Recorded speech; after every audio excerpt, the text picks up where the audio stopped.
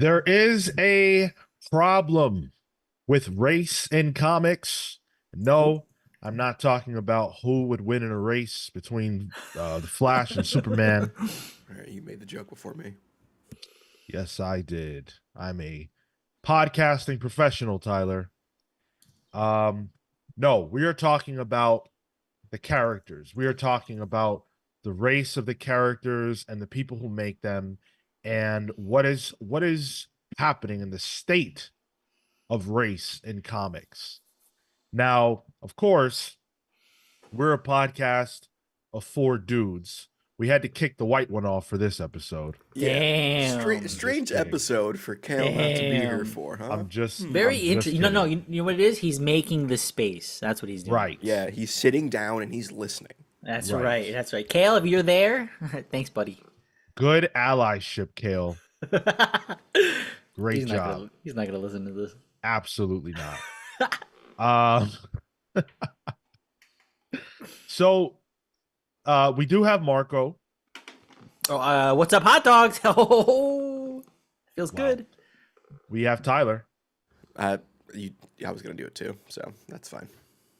And we have me, we have Sean, and we have you, the listeners. Thank you guys for joining us, whether you are here with us now, in the future, whenever. Thank you for hanging out. We appreciate it. This is something that I really wanted to talk about, especially after last week. Last week we discussed, the state of Marvel Comics, and according to Dan Buckley. And one of the things that came up was whether or not people shy away from books that don't reflect their lived experience, whether or not people shy away from books that feature characters with diverse racial backgrounds or maybe even sexual backgrounds, and how that can affect those characters' ability to grow. And it made me think a lot about this issue, and it's something that we've touched on the podcast historically, but it's been a little while since we've really dug in on a conversation like this. The last time we really had this discussion that I can recall was during the Luke Cage City of Fire controversy, which was probably a couple of years ago now. Great book. Oh wait, Yeah. And it's a book we never got. It's a book we didn't get because Marvel was allegedly very concerned about the controversy, given that it was to feature Luke Cage, who was trying to help a cop who was falsely accused of killing an innocent person or something along those lines. And there was a race element to it, of course, and Marvel felt like they shouldn't be going into that, getting into all of that political stuff. there was a race element to a Luke Cage book, huh? Wow. Jeez, it's been a big Yeah. surprise for them. Yeah. So it was a frustrating situation for me and for a lot of other fans who wanted that book. Not even necessarily just because it was like, oh yeah, I really want to see them tackle this, hotly debated issue in this comic. It was more like I just want like a good Luke Cage comic. And typically when a creator has something to say that matters to them, good books come out of that. Like Watchmen doesn't exist because Alan Moore was paid to just write a comic. Watchmen exists because Alan Moore had a lot to say and he was paid to say that. He was paid to put that on wax. Yeah. Not only that, that was part of that Devil's Reign, right? Like, wasn't it like a lead up to Devil's Yeah. Reign? Yeah. And reading Devil's Reign, it felt like there was a missing piece with Luke Cage's story. I mean, and then- he was barely featured. Yeah, yeah. Even though he was probably one of the more prominent characters in that. And I guess like to answer that question just based off of that example, I think the comics do have a hesitancy of wanting to break out of the mold of maybe like a white heterosexual male character. There's a worry that that difference in perspective is too different or not relatable. Well, before we dive in deep into the conversation, I want to establish a couple of things right up front. The first thing is that here, with this conversation, the goal is not to alienate anybody. It's not to make anybody feel like, they're a shithead. It's not about any of that. I just think that as comic book fans, we need to be willing to acknowledge the realities of our industry and talk about, solutions to problems if there are problems, and there's nothing wrong with that. So keep that in mind as we have this conversation.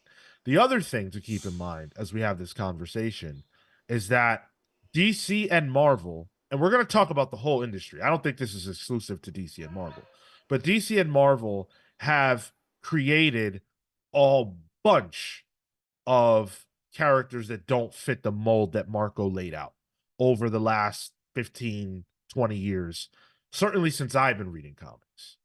So the willingness to create the characters is not the problem. The problem is that when you look at the publishing line and when you look at the sales and you see that right now, today, when Green Lantern War Journal ends, which I believe it's ending in August, I want to say, when that series ends, DC will have exactly 0 books being published that feature a black main character. Damn, It's wild. Especially in a post New 52 cyborg world. Like, weird. Well, is it that weird when you consider that these books are largely unable to maintain the sales required to stay on the stands? Because that's the other prong of the issue. If Cyborg was such a big character that DC knew that, hey, we put a Cyborg book out, this is going to move 100,000 copies, this is going to move 50,000 copies, we're really happy with those numbers, people love it, let's get that out. There'd be a Cyborg book on the stands all the time if they knew that they could generate those kind of numbers. DC, I'm not saying that DC and Marvel are racist. They're entities. They want to make money. They're going to publish what makes money. sure. So if there are no DC books being published that feature a black main character or a non-white main character, then that would suggest to me not that DC hates those characters, but that those characters aren't generating money as the face of a book. Not lucrative for, yeah. I think the sales can kind of be, and I guess it'll also depend on what the typical person will pick up in a week, right? Like, to what extent are those characters in those books ancillary books to what people normally pick up on in a given week? Let's say you have your Wednesday Warrior that comes in, picks up maybe 8 books. You have, and let's say their main titles. So you have Batman. Actually, I give myself too many. Batman, Nightwing. The like Superman, Action Comics, Detective. You have your Flash. You got it. And from there, the rest become ancillary because they're not that main publishing line. Do you still judge the success of the character based on whether or not they fall outside of what you would typically pick up? Because then I don't know that that's the sales are necessarily a fair indicator of whether or not there's a popularity there, because we know that historically the comic readers that do pick up the books are stuck in that silo. They buy the staple books that they have been for X number of years. And not only that, the characters themselves have been historically white. So those built-in fan groups and fan bases are used to that character.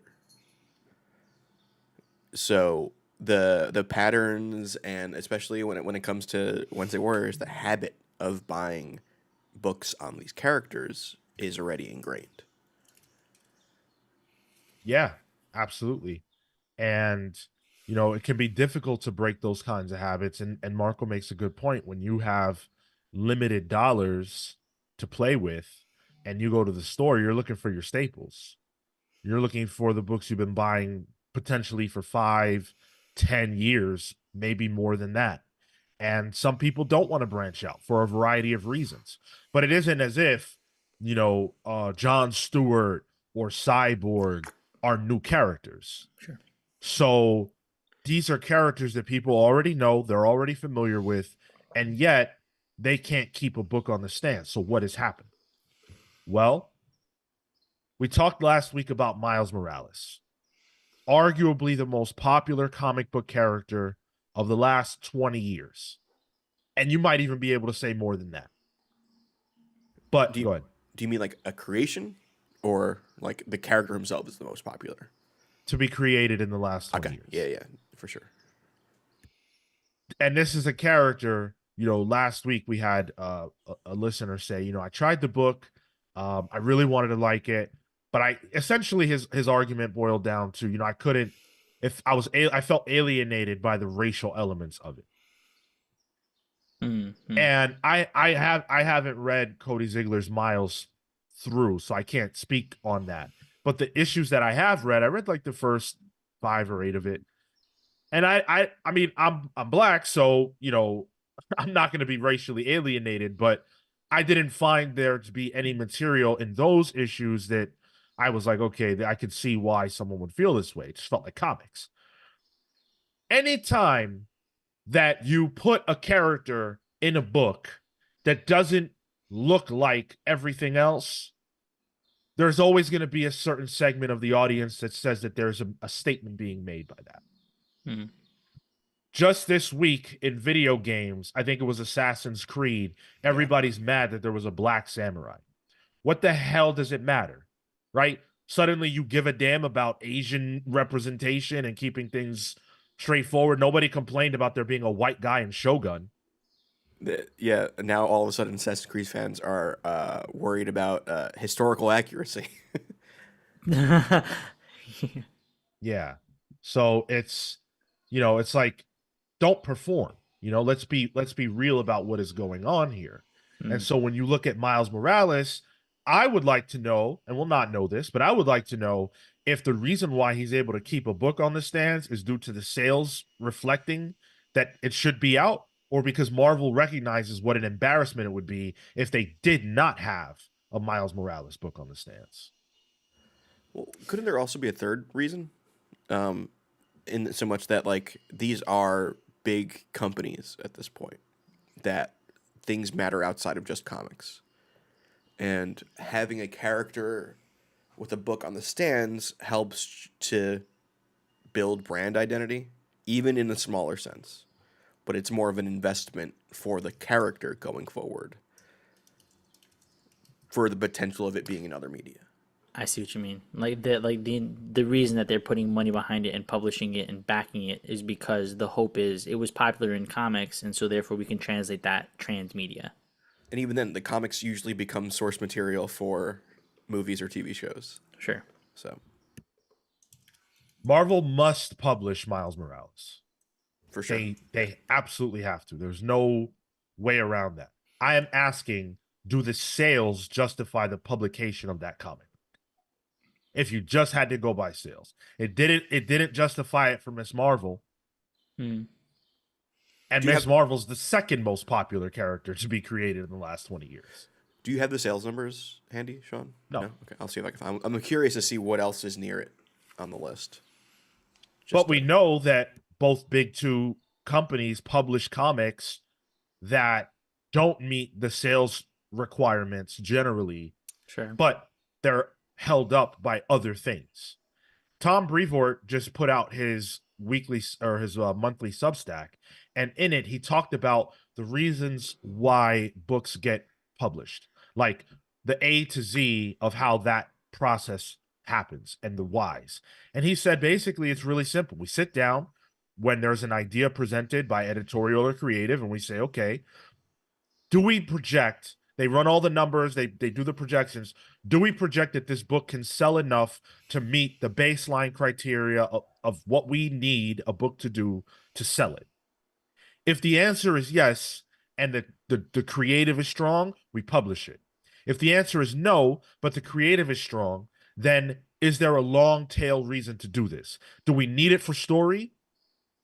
Do we need it for the bigger picture? The bigger picture being Marvel Studios or whatever else. Mm.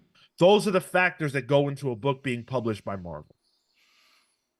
So when I look at Miss Marvel, G. Willow Wilson, Saladin Ahmed, I say, wow, yeah, creatively, these books are great.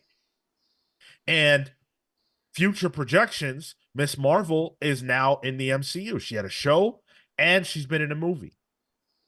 But sales, we know that the sales weren't there because the book got canceled multiple times and now she's only in limited series. She died in Spider-Man's comic book.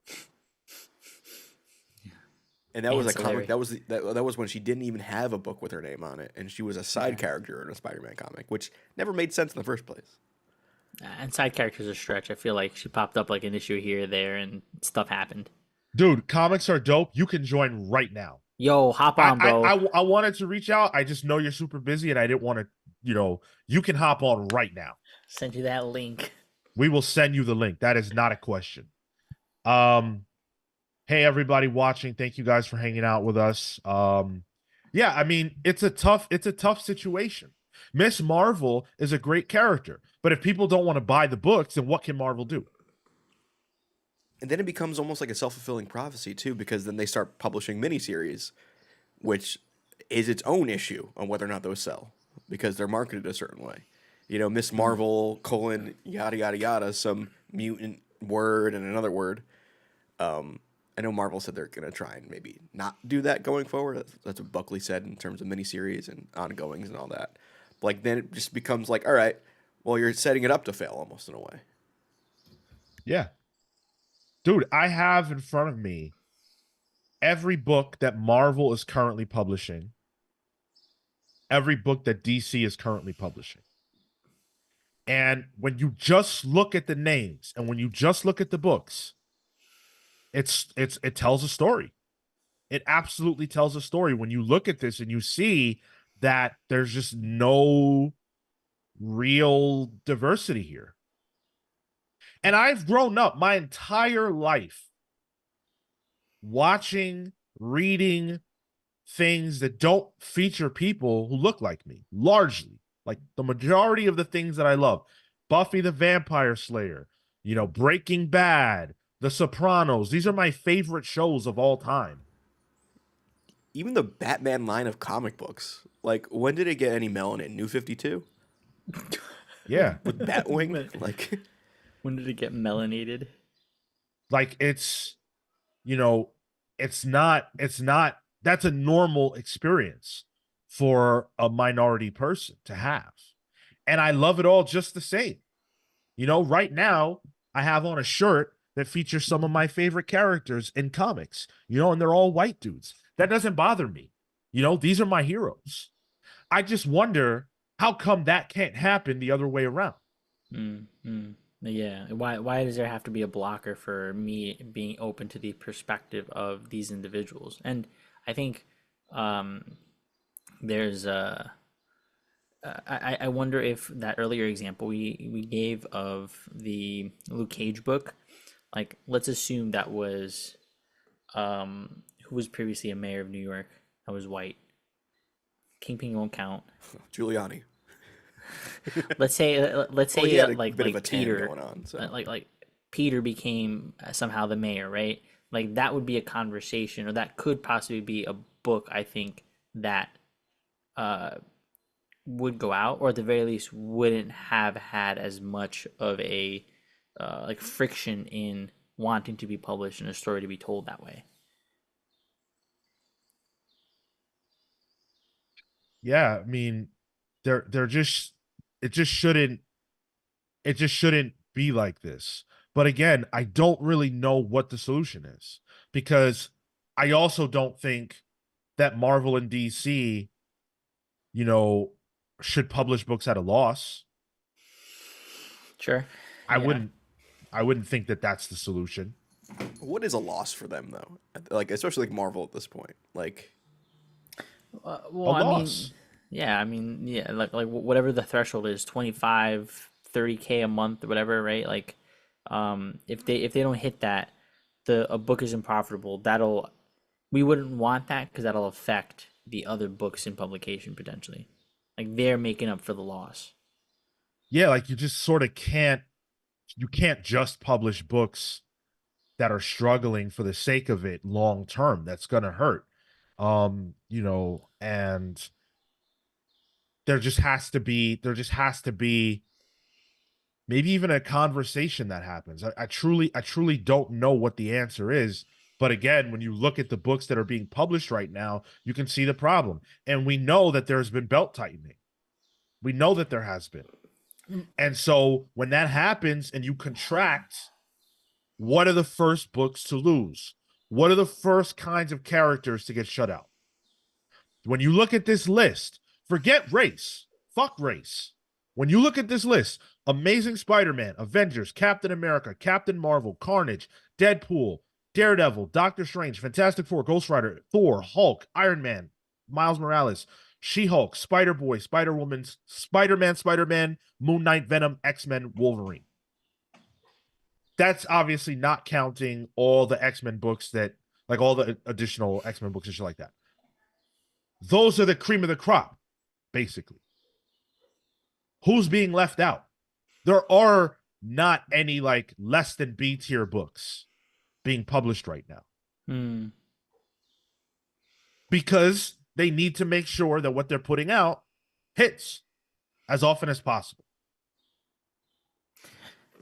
I think I think the problem that you present is like the issue, right? How do you entice the current population of comic readers for DC and Marvel, and then we can extend that out to the rest? Um, get them to buy ancillary books or books that uh, would be ancillary in comparison to the main line. Like, does that mean that you have to, let's say we get rid of Batman, and instead of it being Bruce Wayne across the board, it's um, I don't know, it becomes the Batman of New York now, right? And we follow his story, and then for Green Lantern, it becomes John Stewart. Like I don't know if that becomes the solution either, because those may not bring in, like, people will want to read Bruce Wayne. People will want to read Hal Jordan. So how do you solve those people? And I think the long term strategy has to be you build new comics fans with those other characters higher in the mix. Like treat those characters as the A and S tiers of the DC and Marvel universe, um, but bring those younger down. Like I think exposing the kids to like the Miles books at a younger age, exposing them to a Paint, or what was the girl, Primer. Primer. Primer, um, like having that sort of persist and exist and probably be pushed a little bit more, so that way they feel more normalized as you work your way up, assuming they end up in the world of DC and Marvel. You're also assuming that these companies are looking forward to anything other than short-sighted gains. Sure, that yeah. involves investment, which typically they've not done. But they've done similar stuff. I mean, like Cyborg New 52. That was essentially what you're talking about. Taking a Mm-hmm. character who was a younger character, but he's black, making him a Justice League member, and giving him, well, he didn't get his own book until, well, deep into the New 52. But at least the profile of him was big. For sure. And I'm looking at like the March 2024 top 15 selling comics.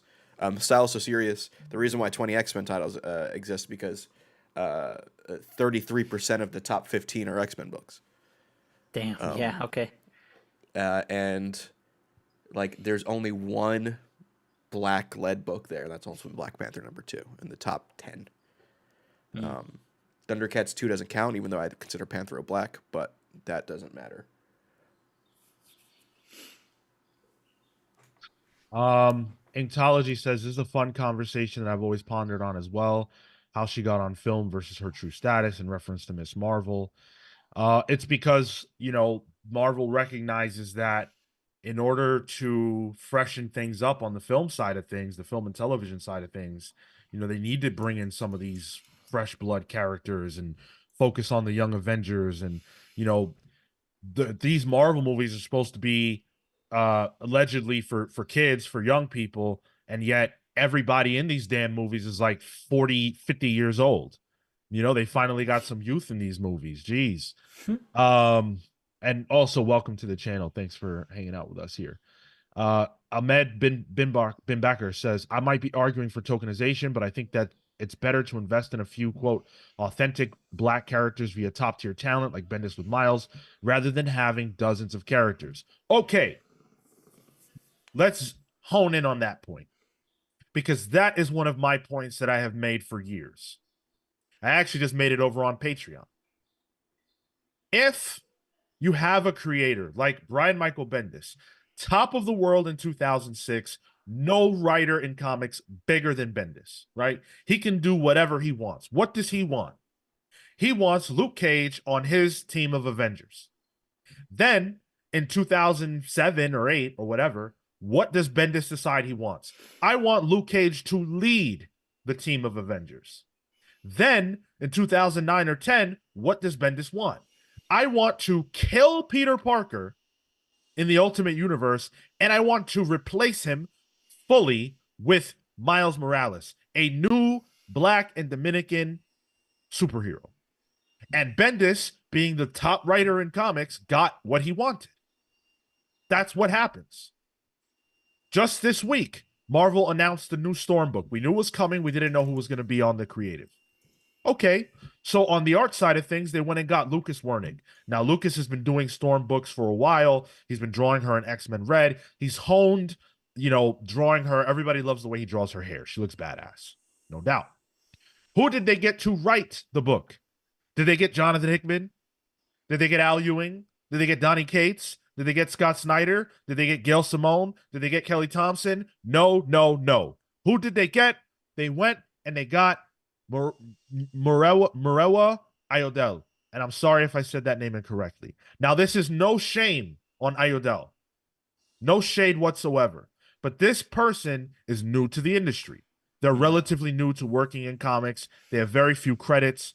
They worked on the I Am Iron Man book. I don't know if you guys remember that. Moon Knight, Black, White, and Blood, and a book called Akogon, Brutalizer of Gods. Now, I read that book because I wanted to know what this person had done. And it was fine. But it's a lot like, a person who was, working, getting their bones. Storm needs more than that. If the book is going to sell, Storm needs more than that. It has to be. Who did they get to relaunch Black Panther and make that character matter in the comics? Who did they get? First, they got Hickman, because Hickman worked on New Avengers and Black Panther was square center in that book. But who else did they get? They got one of the most prominent Black writers in existence today. They got Ta-Nehisi Coates at the top of his game. Literally off of a New York Times bestseller. Yeah. Like doing press for that book while the Black Panther announcement was happening. Exactly.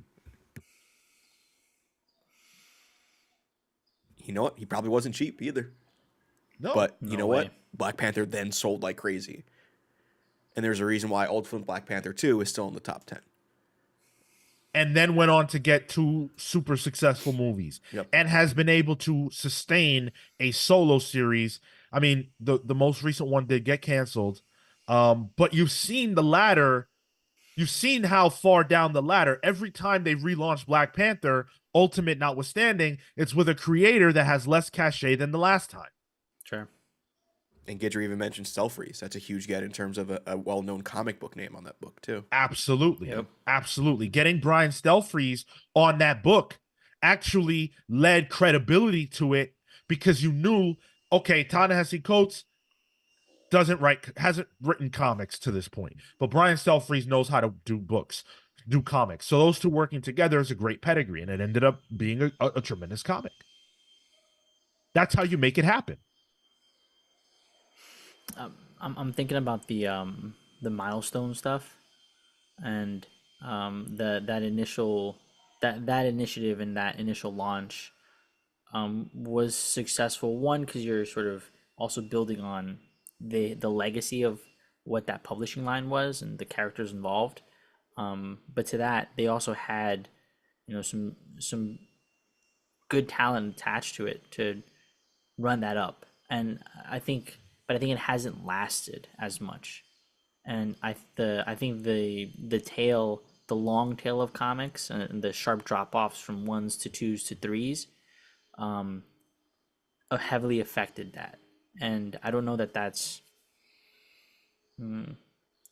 I don't know if then that means that for every time that you have a dip, let's say in the case of Black Panther as well, every time you have a dip, you just bring on a new high tier character to bring it back up, and then do you expect the dip again? And then like, how do you prevent that sharp of a decline? Issue over issue. Yeah, issue over issue where the baseline becomes equivalent to a Batman, because I'm sure Batman number one, you have a whatever X number of people, and then you have, let's say, a 50% drop, but it's baseline enough that it keeps publishing. I think that becomes one of the big issues as well. I mean, I don't even know. I don't even know how to. You can't solve for that. Batman is always going to be a juggernaut. Black Panther is very unlikely to ever be as popular as Batman. But luckily for comics, the barometer for success isn't Batman. You don't have to sell Batman numbers to have a comic book on the stands. But drops from 1 to 2 to 3, that's just the business. Gavin says, I was talking to a handful of creators who were part of Milestone Initiative at a con a couple months ago about how they all worked out and how disappointed we were when they didn't support it more. More sustained, consistent support from WB. Yeah, I mean, like a big push, but the Milestone Initiative was a big push. That was that push, and unfortunately didn't have that staying power. The initiative being the more recent one, right? Right, exactly. Yeah, like 4 Was it years a ago, big maybe? push? I mean, I thought so. yeah. They talked about it a lot. It had a feature during the The the fan dome. the DC Oh yeah, the fandom. dome, yeah. And look, the Milestone Initiative has actually been great for creators. It got a lot of people a bag that deserve it, and it also helped bring in new creators to the industry. But from a product standpoint, the only Milestone book that I was really invested in was Static. And Mm, why was that? Because Static was the one that had the most prominent creative team to me, which was Vita Ayala and Nicholas Draper Draper. Ivy. Draper Ivy is like a breath of fresh air in a barren, hot room. His art is so unique and special. I think one of the other things that hurt it was, now that I'm remembering, they had that digital first approach, where most recently the Marvel president spoke out about needing to do initiatives in person and drive people to those books. Granted, it was me. I think that was probably peak pandemic, but so you had your difficulties there. But I think also if that had been combined with some sort of in-store activation to hit people where they buy their comics, I think is the other thing, is blast it out in front of people who are going to the store, not necessarily out on the internet. Like, sure, that gets people, that gets buzz, but you have to reach the people who are in there week in and week out. Yeah, Gavin mentioned, like it was a good initial launch, but that was it. And that's kind of how I remember it. They treated it like a dash rather than a race, which I think is what this really is. Like you mentioned, investment and putting time into this. If there was a consistent rollout of other titles with that initiative, I would have remembered it more. But I remember it being kind of a flash in the pan outside of Static. Comics are dope says I think we're conflating the Milestone 2.0 publishing line with the Milestone's Initiative Talent Development Program. He says I think the talent program did what it's supposed to do. To Sean's earlier point, I think we definitely got an influx of talent through that. I was speaking more so to the publishing line itself. Like the initiative to develop, I think is was successful and promising, continues to be promising. Hey, if you guys are enjoying the conversation here, make sure you Hulk smash that like button. Smash. If you are listening to us and you are not subscribed, now is definitely the time to do that. We are on the road to 3,000 subs and we're like 4 away from 2,500. So get us over the hump if you're not subscribed. Thank you so much. Super chats are open. You can click the join button if you want to become a channel member and go the extra mile with us, which we will always do for you. Thank you guys so much. Yeah, so I mean, look, I'm all for Milestone and everything like that, but let's get surface. Let's go beyond the surface. Let's get deep. I'm gonna be really honest. I look at the Milestone Publishing Initiative, right? And I say, okay, why should I care? Outside of Static, why should I care? I bought Icon and Rocket. I bought Static, and I don't remember if I bought any of the other ones. Static was the only one that held my interest before the books came out and after I read whatever it was that I read. I'm not saying they were bad or good because I didn't read enough to know that. But you talk about bringing new people into the fold. If Milestone is supposed to become a highly successful imprint, you are not going to make that happen without bringing A-tier creators to the fold. And they can't be the same race as the characters. Do you want to know why? Because unfortunately in comics, we don't have enough Black and minority creators that are considered A-list to do that. So when a Storm book comes out and Marvel's first agenda is to try to find a creator of that stature to put on the book, and they look around and they say, well, gosh, who can we get? Well, we can't get Ta-Nehisi Coates because his price is probably too high for you, and he's doing other things where he can make a lot more money than comics. You can't get John Ridley because John Ridley takes 50 million years to write a freaking story, and he's busy in Hollywood. And then after I say those two names, where do we go? That's the problem. Back catalog. But if you say, oh, all right, Milestone, let's get Scott Snyder for Icon and Rocket. Then it's like, oh, you're not gonna get diversity in the books. You're not gonna get diversity behind the scenes. You're only gonna put diversity inside the comics. You can't have it all. Yeah, it's. I think the level of talent point is salient because you want a big draw to the books. If there was a creator who was as prolific as a Hickman, we're taking a look at their profile, not at their race. We're taking a look at their status. We're taking a look at what they can drive for the book and what they can drive for sales. And the correlation between not being not having that kind of momentum and your race, those things aren't related, right? You are not in that tier because of that. You probably just haven't gotten that opportunity to do the big thing or whatever, right?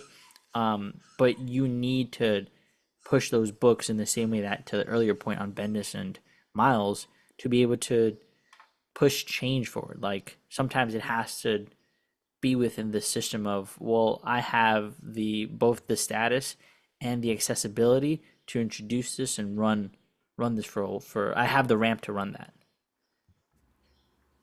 So, what's the inverse like then? Like, so how do Black voices or non-white voices, let's say, get into it? Is it just putting them on books that they know would sell? Like getting a Black writer on Batman, getting a Black writer on Avengers? Giving them the shot. No? No. You can't do that because the second that you do that, right, then the argument becomes, oh, well, this creator is only on this book because of the color of their skin. And then it's literally true and undisputable. And you can't put minorities in that position. That's not fair. And then on top of that, because they're a new creator who's still learning, the book is probably not going to be as good. And it has nothing to do with their race. I don't want to read an Avengers book by a fresh writer. I don't give a fuck what they look like. I don't want it. I want an Avengers book by a trusted creative team that I know is going to be worth the $4.99 that Marvel is guaranteed to charge me because they want all of my money. So to me, no, that is absolutely not the answer. But what you could do, since the big two are so obsessed with backups, is you could have a backup that's written by an up-and-coming creator and maybe drawn by an anchor artist or maybe an up-and-coming artist. And I hate backups, but Rom V's backups in the Justice League Dark backups that Rom was doing, those were awesome. And I looked forward to those more than the main stories. And I didn't know who the hell he was. One of the things I think about is Power Man and Iron Fist, where you had Bendis on that book. But also you had David F. Walker, who I wasn't too familiar with. Oh, he's good at the time. He is good. And I believe that was a scripting and plotting situation going on. And I think eventually Bendis' name falls off that book. And it's just a David Walker piece. And that book was fucking phenomenal. Stanford Green on that too. Ooh. So they anchored the book on Bendis, but you have two people of color actually doing it. I mean, does it suck that it has to be that way? Yeah, but that book did well, and it was pretty well regarded too. He had the Cyborg run 2015, that new 52 or maybe Rebirth, whatever it was. But Rebirth, Walker had that, and Bitter Root, I think, with Image. Like, it's good, talent. There's talent there, but to your point, it was only once you had the access provided to him. Style So Serious says, I disagree. There are A-list creators of color, but you have to pay them A-list like they're contemporaries. Well, where are they at? NK Jemison, Promiscuous Time Traveler, says NK Jemison. Yeah, well, where's she at? Are they not paying her? And I'm not saying that, like, is she an A-list creator in terms of talent? Yes. I'm not saying that there are no talented minority creators. Obviously, that's crazy. That's not what I'm saying. I'm talking about recognition of that talent that's commiserate with a status. We know who's A-list and who's not because that's the presentation that they get. Because their efforts have earned them that. And because they've been put in positions to prove themselves. NK Jemison is a top-tier talent in my mind based on what she can do, but is she top-tier based on what she can sell? Because Ta-Nehisi Coates was top-tier based on what he could sell. Comics Are Dope has a good point here, like always. The other elephant in the room is how overqualified many of these black writers are, so the page rates are maybe hard to justify. But that just makes me think, like, N.K. Jemisin needed to write a multi-award-winning world of novels and fiction books to get a Green Lantern book for Young Animal, an imprint that was kind of new. Well, Ta-Nehisi Coates needed to be a best-selling New York Times author to write Black Panther. Well, no shade against Jed McKay. Dude is writing X-Men and Avengers right now. I don't think that dude's had a New York Times best-selling book. But that's not a fair. But that's a false equivalence. The entry is a little harder, I feel. I mean, Marvel and DC have been obsessed with the book and film and television world for a while. However you get in the door is how you get in the door. Aaron Ruiz says, what about giving them a B title of a titular character or a one-shot like you got ASM and then a spectacular with the new fresh writer? So the problem, again, is that when that book doesn't sell, what's the reason? Right. What lesson is Marvel going to learn from that? Are they going to say, oh, well, shoot, we put this book out with it's a secondary Spider-Man title with a creative team that people aren't familiar with. It tanked. Gosh, we probably shouldn't hire these people anymore, or we shouldn't try this anymore. This shouldn't be the title. Yeah. How do you overcome that? Or even the opposite. It does well, and the writers leave and do something else. Sure. They leave to go to TV. They leave to, do an image book or something. It's Yeah. hard. So to list out the issues, I think for clarity, you have there's not enough diverse characters, or the main title of characters are not diverse. The writing and the creator pool is not diverse, and you have your top tier talent who gets put onto books that are your typical staple comics, and so there's a lesser bar for entry for other Miles, for a Miss Marvel, for a Static, and if you try to put characters or put creators onto those books that are of similar race, you run into an issue of tokenism. You run into an issue where those books won't sell, and the lesson learned becomes you those books and those creators should not be published and should not be contracted. And then you run into the issue where we just talked about with Aaron Rees. If you put them onto a smaller title, the same issue. You don't have the status, and the books don't sell. And to something we mentioned earlier, you don't want to put those same creators onto A and S tier titles, because presumably the lesson that will be learned is, if this doesn't sell in the same way, or we see a decrease in the numbers, these are creators that shouldn't be hired. Those are sort of like the 3-4 issues at the moment. I mean, there's another one too. The fact that comics is a luxury. In being able to buy comics, the things that people can buy, which justifies the comic's existence and the creators getting more work. There's a huge wage and a disposable income disparity between races and class in this world, and this country specifically. So, are the people that have the money to actually throw away for comics mostly white as well? Yes, that's the point. Yeah. That's the point. You're trying to sell these characters to people who, not all of them, obviously, that would be crazy, but to a segment that doesn't want that. And how do you solve for that? It's very difficult. Atomic Hound said, I'm not familiar with the run, but what about Remender on Captain America that had the mantle pass to Sam? Was there enough runtime to know what sales would have done after the mantle swap? Well, I was very tapped into that. And that's an example of doing it right. The reason why Sam became, acceptable as Captain America, and the reason why we're seeing that play out in the film world right now, is because they took it seriously. He was Captain America, and they handled the problems that you would imagine a black Captain America having with grace. Like, they actually tackled those real issues, and they took Rick Remender, I would say arguably top 3 at Marvel at that time, At the time, yeah. and they put him on that book. And then when he was done, I believe it was Nick Spencer that was working on Sam Cap. Who was also big at the time. And that was huge. Nick Spencer was Marvel's guy. It was Spencer and Hickman. And it worked. It worked.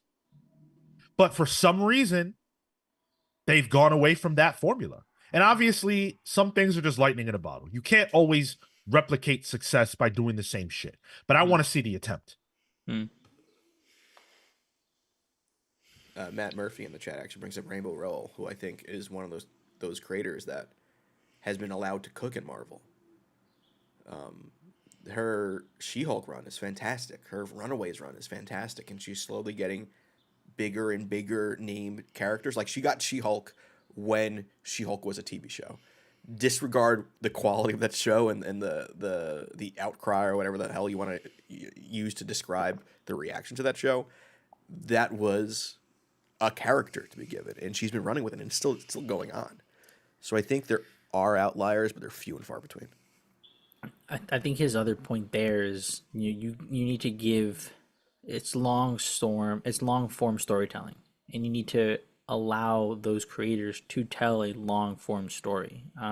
That is in direct contrast typically with how the publishing line tends to react and tends to fluctuate, because they look at 6 issues and like, oh, okay, you didn't. They look at 4 issues, right? And they're like, actually, this isn't working. We got to swap some stuff up, or we're gonna cull the book at this point here and there, and uh, not allowing the what would be a natural ebb and flow of a book to then potentially build up into something larger is, I think, also another issue that hurts creators and hurts characters.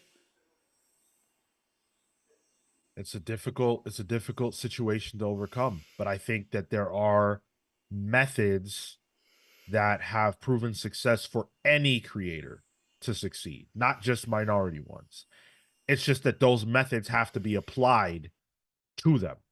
Those methods have to be applied to the characters. We talked about how Kelly Thompson, who just was nominated for 5 Eisners, Damn. came up under the tutelage of Kelly Sue DeConnick.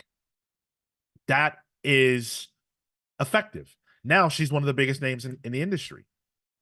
What would have happened if she wasn't put under Kelly Sue? I'm not saying that Kelly Thompson is nothing without Kelly Sue. I have no idea. But what I am saying is that getting her name on that book with Kelly Sue DeConnick, where she was probably doing a lot of the bulk of the actual work, and being able to learn from someone like that was huge for her. And she said as much on this podcast. So I'm not speaking out of turn. Do that more. Do it more. You want to get Morewa Oyodel, the new writer for Storm, you want to get him over? Why don't you bring Brian Edward Hill to write the Storm book for 10 issues with Ayodel shadowing Brian Edward Hill and learning under his tree? And then after the 10 issues are done, take Brian's name off the book and see what happens. A master and apprentice. There can only be two. Phantom Menace. Gotcha. It just seems like there are strategies that can be employed. They just have to be. And go ahead. No, finish your point. Finish your point. Well, I was gonna take us in a little bit of a different direction. Just to that, like having somebody have like shadow the other, in that example, right? Then you have to, I think, you have to ensure that they work together enough, because you might also run into an issue where that let's say that individual master is not so great at pedagogy, maybe isn't great at teaching, maybe isn't giving the person the right lessons. They're just kind of like, here's how you do the thing, and then you leave it to sink or swim for the other creator, and that burns them. Pedagogy. This is a comic book podcast, Marco. Keep those fancy words out of it. Jesus. I mean, that's super in the weeds. Like, hopefully the creators have the best intentions and shit like that. Marvel can't police the relationship. Yeah. I don't have faith in a big company to do anything other than just put out what's going to make them the most money for this month. I wonder if the only real way for creators, talking about the creators here, to be able to get to that big level is creator owned stuff like Image Comics or, Boom. But even then what's the real incentive to go to the Marvel or DC to put out some good work that you don't own? Well, that is exactly where I wanted to go with this conversation, because it's not like we're not seeing more success outside the big two for these creators. It's not like you look at the landscape of Image and Boom and go, wow, there's so much diversity here. It's not happening. It is a white land out there outside the big two. Are any of the characters in Radiant Black actually black? Oh. Like, I mean, like, there's a new universe being made there, but even then I'm like thinking, like, who are the characters? I maybe don't know enough about it. Feel free to correct me in the chat, but is the diversity being built in for even new things outside of the big two? I mean, is it being built in? Is it being built in anywhere? Look at Ghost Machine. I love Ghost Machine. I'm a huge fan of Ghost Machine. They got one black dude and one woman, I believe, is Yeah. what they have. Geiger isn't white, at least. I'm talking about creators, Oh, okay. Yeah. because creators, that's what we were on. Creators getting shots outside the big two, and that's not what we're seeing. Yeah. I'm scrolling through the the image new releases right now. Williamson, Lemire, you got, who is this? Sean Lewis, um, Maxwell H. Well, W Maxwell Prince. Yeah, it doesn't diversify. And even if you find a name, right? Okay, Rom V, you could find a couple few names. That's not the point. The point is not to point out the outlier. The point is to look at the whole situation and say, wow, there's a severe, significant imbalance here. Are we looking to do something about this? Are we even analyzing what's going on? And ultimately, Boom, Image, Dark Horse, Marvel, DC, they're responsible for making money at the end of the day. They don't have to champion diversity. They have bigger fish to fry. But that doesn't mean that this situation is okay. And there has to be a concerted effort to make some changes. But then doesn't that go to, you have to introduce a new pool of consumers to break the mold of buying habits, which facilitate that cycle of just, we're gonna buy the same characters, we're gonna introduce the same kind of creators in there.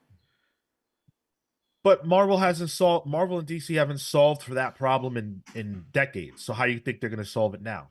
The problem of finding new audience. Yeah. If Marvel and DC haven't solved that, the books like publishers like Image are just going to follow suit with Marvel. They're going to ride the industry coattails. They're not going to try and break any molds because they're running on even smaller margins. It's a significant issue. And I dislike having conversations without providing solutions on here. And I think we have some options, but ultimately, if seeing a character in a book, this is what it comes down to for me. If the fact that a black or non-white character being in a book is enough to make that book struggle to sell, then this is just what it's going to be for comics. Because that's a commentary on the readership. Like I said, Marvel and DC will always give you what you want, and they will double down on giving you what you want. Even if you don't think that's what you want. You think that you don't want, X-Men, you think they suck right now, you think you don't want Spider-Man, those books sell like hotcakes, right? If there was a sales issue, they'd make a change. And they are making a change to the X-Men, obviously. But when it comes to these creators and when it comes to these characters, Marvel has been taught the lesson that we don't want it. They're not even making the attempt to try to sell us on some other people. It's Miles, and that's it. DC's is Jon Stewart, and that's it. Because that's what the people are buying. They tried. Dan Didio, to his credit, he gets a lot of shit. To his credit, he was trying to do something with 5G. Look at those characters that were coming in to be the replacements. I don't want that Bruce Wayne to be replaced by Jace Fox or Tim Fox or whoever the fuck. I don't want that, because I don't think that solves the problem. But I do think that there was an effort being made at DC that is no longer being made. Once again, this goes back to 5G. Somehow the podcast always gets the 5G somehow. Well, that's just because I'm obsessed with it. Don't touch it. Gonna give you radiation. It's infected him, obviously. Yeah. LTRX says several successful writers of past were editors or interns at one point or another. I think only few have come from that background lately and had success. If you look at what they're paying those people nowadays, I don't see how they even hire that role. Marvel editors get paid like 40 grand in Manhattan. You can't live off that. So that's a whole different thing entirely. I would love to hear some potential solutions or really like honest thoughts, you guys, from the listeners, because we are the ones who buy the books. If you're here right now, the chances are that you buy comics. So where are you in this issue? Do your spending habits reflect a desire to see things change, or do they reflect sort of living in the status quo? I'll speak for myself, and I'll be real honest. I support books that I like. I don't support books specifically because of how a character looks. I grew up and have lived way long enough for that to not be the primary reason why I buy something. The primary reason I buy something is because I want to see if I'm going to enjoy it or not. And if I'm enjoying it, I keep buying it. That's how I am. So there are going to be books that I don't buy that make me part of the problem because I care about comics first. I care about enjoying the great books first. It is a problem. I am a part of the problem. And I don't know what to do because I don't just want to buy books based on diversity. I don't. I'm being honest. That's not enough for me.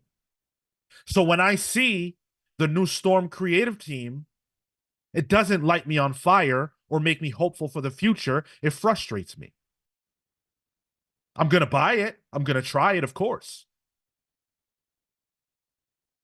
But I don't think it's the solution. Hmm.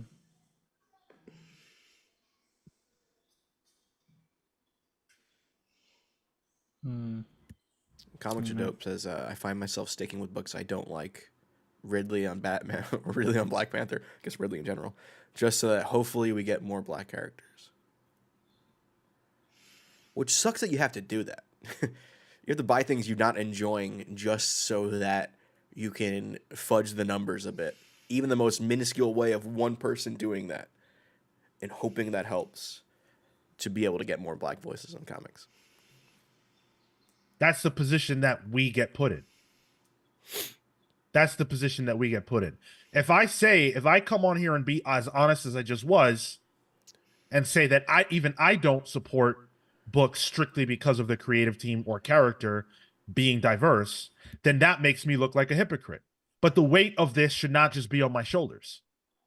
That's what always happens. The weight of this is not just on my shoulders. I want to buy good books. Comics Are Dope said all I need is for three or four black titles to be really good. Yeah. If I were to look at the books being published and I saw there were 3 or 4 black titles, but I knew they weren't very good, that wouldn't be better. Mm-hmm. Mm-hmm. That doesn't make it better. I'm not looking for tokenism. I want good shit. The quality has to be there. Yeah. We don't mess with Rom V because he's of a different background. We mess with Rom V because he's highly talented and the stories that he tells are different. They feel different because he's able to apply his different lived experience to the books in a palatable way. That's a skill that he has had to develop. And He it does also well. functions. Yeah, he does it great. Same That's for what I someone want. like G. Willow Wilson. You know, her experience is reflected in the books she does, but also phenomenal writer. I'm pretty sure G. Willow Wilson is a white woman. She is. Well, Yeah. I'm talking about just being like a woman in general, not a white male. Oh, okay. Yeah. Yeah. Uncaged says, here's something I found. If people are weekly warriors, they are probably moving towards more diverse comics because it's just real. But if you buy Omnis, it's going to continue to be white. But for the Weekly Warrior, if the title's not good, to the earlier point there, why are you going to pick it up? Like you're the expenditure of money proportional to how much enjoyment you get out of it. If it's not a good book, you're not going to get it. You're going to pick up something else potentially. Yeah, I mean, we need weekly warriors to do this. That's what it needs to be. And unfortunately, the sales don't really reflect that reality. Rami here, I think, is from a solution for like a solution. I think is this is sort of the right direction. You know, get stronger teams and diverse books, right? Bolster the quality of the book to get people to buy those characters. Build the next generation of creators where maybe you get a creator who is diverse for the book, not a requirement, but maybe even just a younger up and comer. So they work alongside. They can swap off on teams. What was the book that Rambi and somebody else was doing for Carnage or for Venom rather? Like Valuing. the Valuing, yeah. that kind of style of just like swap in and out for things to build that next generation, and then expose those kids to the possibility of other comics characters. Those are all good next steps. In Al Ewing, noted person of color with his sister Eve Ewing. So yeah, Comics Are Dope says if Storm, Miles, Black Panther, and John Stewart or Static had good long runs with consistent quality, you'd see me complaining way less, even though my pull would be 95% white. It doesn't take a lot. It doesn't take a lot. That's the other thing, guys, is like no one is asking for,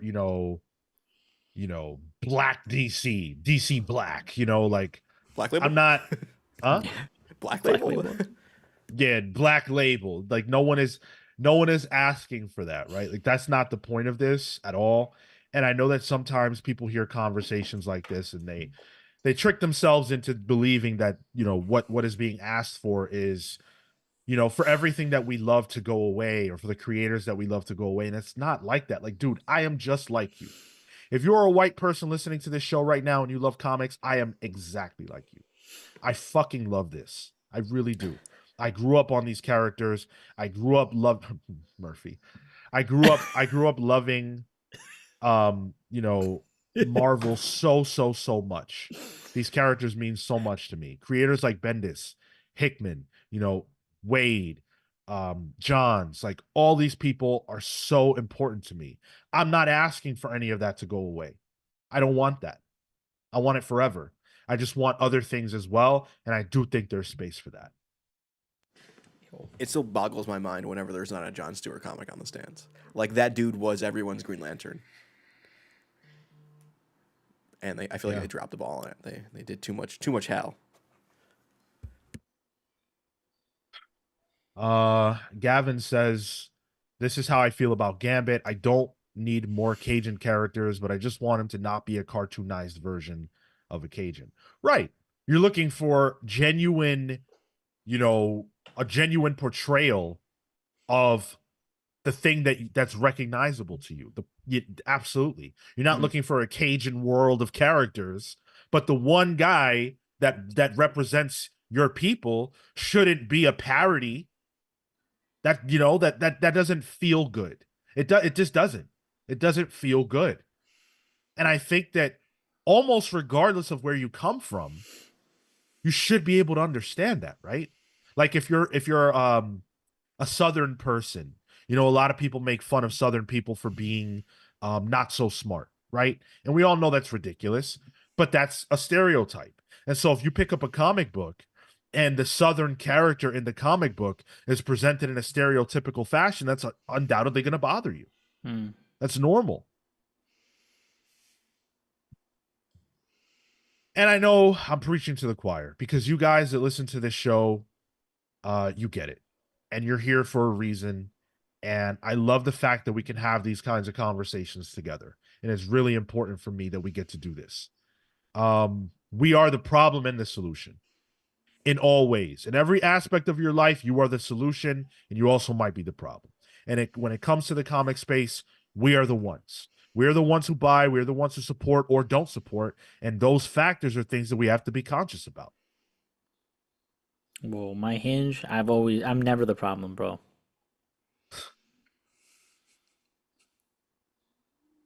Atomic Hound correctly says, hit like, folks, and subscribe on the cusp of 2.5K. Thank you, AH, for putting that message out there. And I agree. If you guys are having a good time and you're appreciating the conversation, then please do those things. Subscribe, like the video, all that good jazz. And also, I just want to add when you say we're the problem, that's not an attack on anyone. You know, like just because we are in this as a fandom, we're also kind of the problem. It doesn't mean you're a problem. Does that make sense?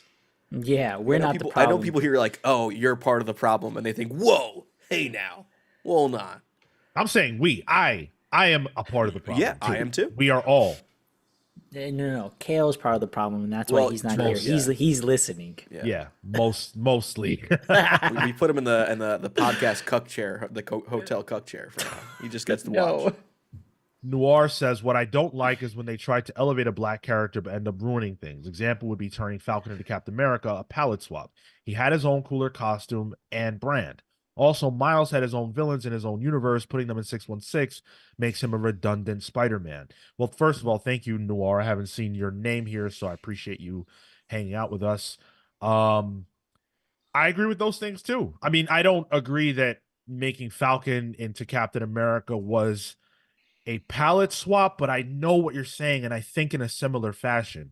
I don't like it when they just say, okay, X-23 is Wolverine now, accept it.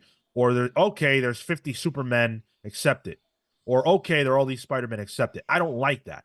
But I will say that in the case of Falcon, I think that that's a character that was languishing before, that didn't really have his hooks into anything meaningful. It was really just a sidekick to Captain America. When I started reading comics, my man Falcon was doing absolutely nothing. And then when he became Captain America, now he is an extremely prominent character that a lot of people care about. So I think that's an upgrade. And it doesn't help when you do a mantle swap, but the old guy is still the same character. Like, you're gonna give Sam Captain America, but Steve Rogers is still around. Like, it kind of diluted it, I felt. But they told completely different stories. Sure. And they did the right thing. They honed in on the differences between these Captain Americas, and they validated Sam being Cap by also doing a Steve Rogers heel turn.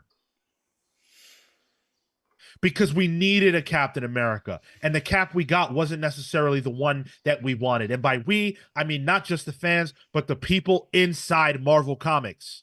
The civilians of Marvel didn't want a different Cap. They fought against Sam Wilson being Captain America. But when the chips were down, he was the Cap that they had. That was the story. This is your Secret Empire fandom coming out, Sean. I fucking love Secret Empire. That whole era was so brilliant. I do too. I'm a Nick Spencer fan, so I'm with you there. I appreciate the Kale heads in the chat. Defender boy. And Aaron Ruiz, yes, the AI advocate is not the problem. Noir said, I'm trying to think of a DC hero, black hero that could support his own title. So far, I can only think of Mr. Terrific. Well, shoot. Mr. Terrific. Yo, I've not seen a solo series for Mr. Terrific ever. Yeah, it's hard. It's hard. DC hasn't really cultivated black characters to be in that position. I would obviously argue that Jon Stewart is that character, but outside of John, I don't really know where you go, and that's a functional issue at DC. Why haven't there been more characters of that type on the Justice League to help build them up? I felt like one of the characters that was like they banked on being that type was Martian Manhunter, who wasn't actually black, but I think because of the animated series and the voice actor and stuff, it kind of perceived it that way.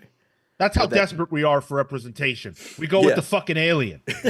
Piccolo, bro. Piccolo. Dragon Ball Z had zero fucking black people except Oob at the end, and I don't even know if he's black. We had to identify with the Namekians. They're fucking green, okay? Skeeter. We didn't even go with the obvious allegory with the Saiyans. We didn't even go with that. We went with the green people. We couldn't imagine being the main characters. We had to go with the hard-working, hard focused green people. I mean, he had a do-rag, so.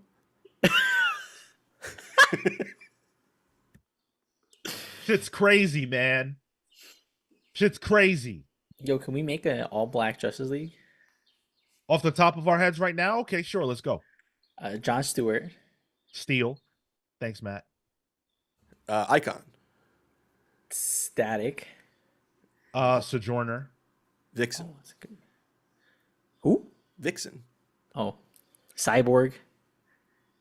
They exist. They're out there. Yeah, but who the fuck is buying that book, Tyler? It's just the. God, I hope this is not what they had planned for Justice Gang. Jeez, that would be bad. Comics is dope. Doesn't matter the quality. He's buying it. Oh man. Nacho Pev says, would you count GLC Green Lantern Corps Oh, as a Nubia. Blacklead book, since John is a primary character within Naomi. those? Could we see a return of this title featuring John and all the other Green Earth Lanterns, including Joe? My opinion is no. My opinion is, team books are a little bit different. I think the representation for, say, Luke Cage during the Avengers run was important. It was extremely important in building up that character's cachet, but I think the payoff wasn't that. The payoff was the fact that he then was able to have, a couple of series. He was able to get a Netflix show. I think all that happens on the back of what Bendis did with him. But if it began and end with that, then I wouldn't count that as meaningful representation. And maybe and what I'm saying is not the law. Obviously, people can feel differently than that.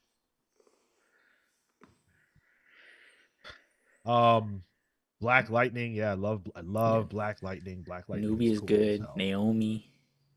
Yeah, What happened to Naomi? Jeez. And Robert Kashabak brings up Strange Adventures and Mr. Terrific usage there. That was sick as hell. Yeah, true. Yep. I mean, it helps. He's going to be in James Gunn's verse, so yeah. Potential. We have a lot of work to do in comics, guys. We have a lot of work to do. I love this industry. I know that all the other pals do too, and I know that you guys listening do as well. This is I know that this is a charged phrase, but this is a safe space for us to have conversations of this nature. You fucking liberal. Yeah. You know me. I couldn't help myself. And I appreciate the fact that you guys allow for this conversation to take place. It's cool as hell. I love how many of you are here right now supporting this. So many of you are here right now. And it's a beautiful thing. Thank you. Yo, Noir said, Fancast idea. Drake is Deathstroke. My boy is on his Deathstroke right now, dude. Yeah. I feel like don't be saying he's go ahead, Tyler. Don't say him and Stroke after that video that leaked. Jeez. Come on, Marco. Oh, I didn't hear anything. Sure. Wait, what video are you talking about? The video you know. No, I don't. Oh yeah, there was multiple videos. Not the security footage one. Yeah. Silhouette says, honestly, John Stewart, Mr. Terrific, and Static have so much potential. They sure do. They sure do. And Static is one of the ones that's going to be in the slate, right? Wasn't it Static mentioned as part of the Gunverse as a movie? Or TV show? So, but I could be wrong. I know that there was a Static show in the works for a while in the old regime, but I don't recall if that's still in play. The video of Drake's Deathstroke. I mean, Deathstroke also has one eye. Matthew Price says, love watching you guys. Hey, thank you so much. Appreciate you, Matthew. We have a lot more show coming at you. We have so many things to talk about today. Thank you for partaking in this conversation, but nothing is over. Do not go anywhere. We have a lot more to talk about. We are beginning this week our top 5 moments in the Comics Pals history. Episode 400 is impending. That's a huge milestone for us. You want to talk about milestones? That is a huge milestone for us. And we appreciate you guys being a part of that journey. So make sure that you subscribe if you're not, like the video if you enjoy it. And if you have memories, top 5 moments, we want you to share them with us. We're going to get to ours in a few minutes. And if you've got a list, if you've got things that you love about this show, we want to hear from you on that. The celebration of 400 is not just about us, it's about you guys too. So we want you to partake. Now, if you want to support the show and support the channel, the best way to do that is patreon.com/thecomics where we are always giving you bang for your buck. We appreciate everybody that supports us on that side of things, and we love to show you how much it means to us. You get an exclusive show over there called Palling Around, where we talk unfiltered about the things that are important to us. You get to vote in the listener pick or the book club poll, which the choices for Daredevil month are being finalized. I'm going to put that information out there within the next few days, and then patrons will be able to vote on the next book for Daredevil month, which will be the focus of our book club on the 28th of May. So there is that. But of course, you guys know that you get to join the Palsverse. You get a nickname and a shout out every week on this very show. And with that, I want to say a special shout out to the best pals in the universe. Thunderstruck Rebecca Alejandro, the Hound of Justice Atomic Hound, Starcross Catherine Stars, and the Red Spiral Storm. I also want to thank the Night Stalker Harris Dajinski, Brian Demolisher Del Pozo, Kefis the Incorruptible, Momentum Mike Elliott, Dan the Truth Trudeau, Jalen the Sanguine Sorcerer, Marley Manastorm, Slow Flow Dameron, Christian Uncaged Harriet, Always Laughing, the Spear of Justice, Izzy Spears, the Great Destroyer, Hyper Viper 89, the Storm of Pain, Sanji San, Adam and Bernie the Best Boy, and joining the Palsverse, a new entry into our shared universe is Robert Runback Kashabak. Have you ever wished you could turn back time? At this moment, that's Robert's deepest wish. He stares down the barrel of a gun, having failed to stop a woman being robbed. The city is experiencing more crime now than Robert has ever seen, and this might be one of the worst nights ever. Robberies, rioting, chaos, so much and so brazen, almost as if it's being orchestrated. Robert stumbled onto a bad scene with looting of local stores and assaults taking place right on his street, right on his block.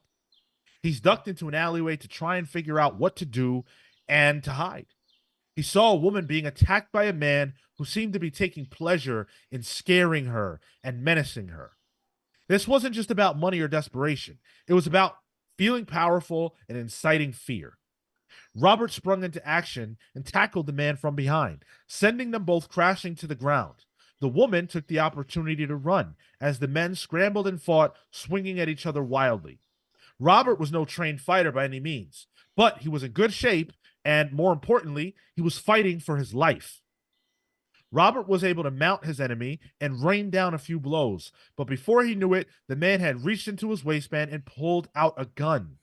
Seeing this, Robert clumsily grabbed for it, and the two struggled for control over the gun. The man kicked Robert off of him with such force that Robert fell onto his back.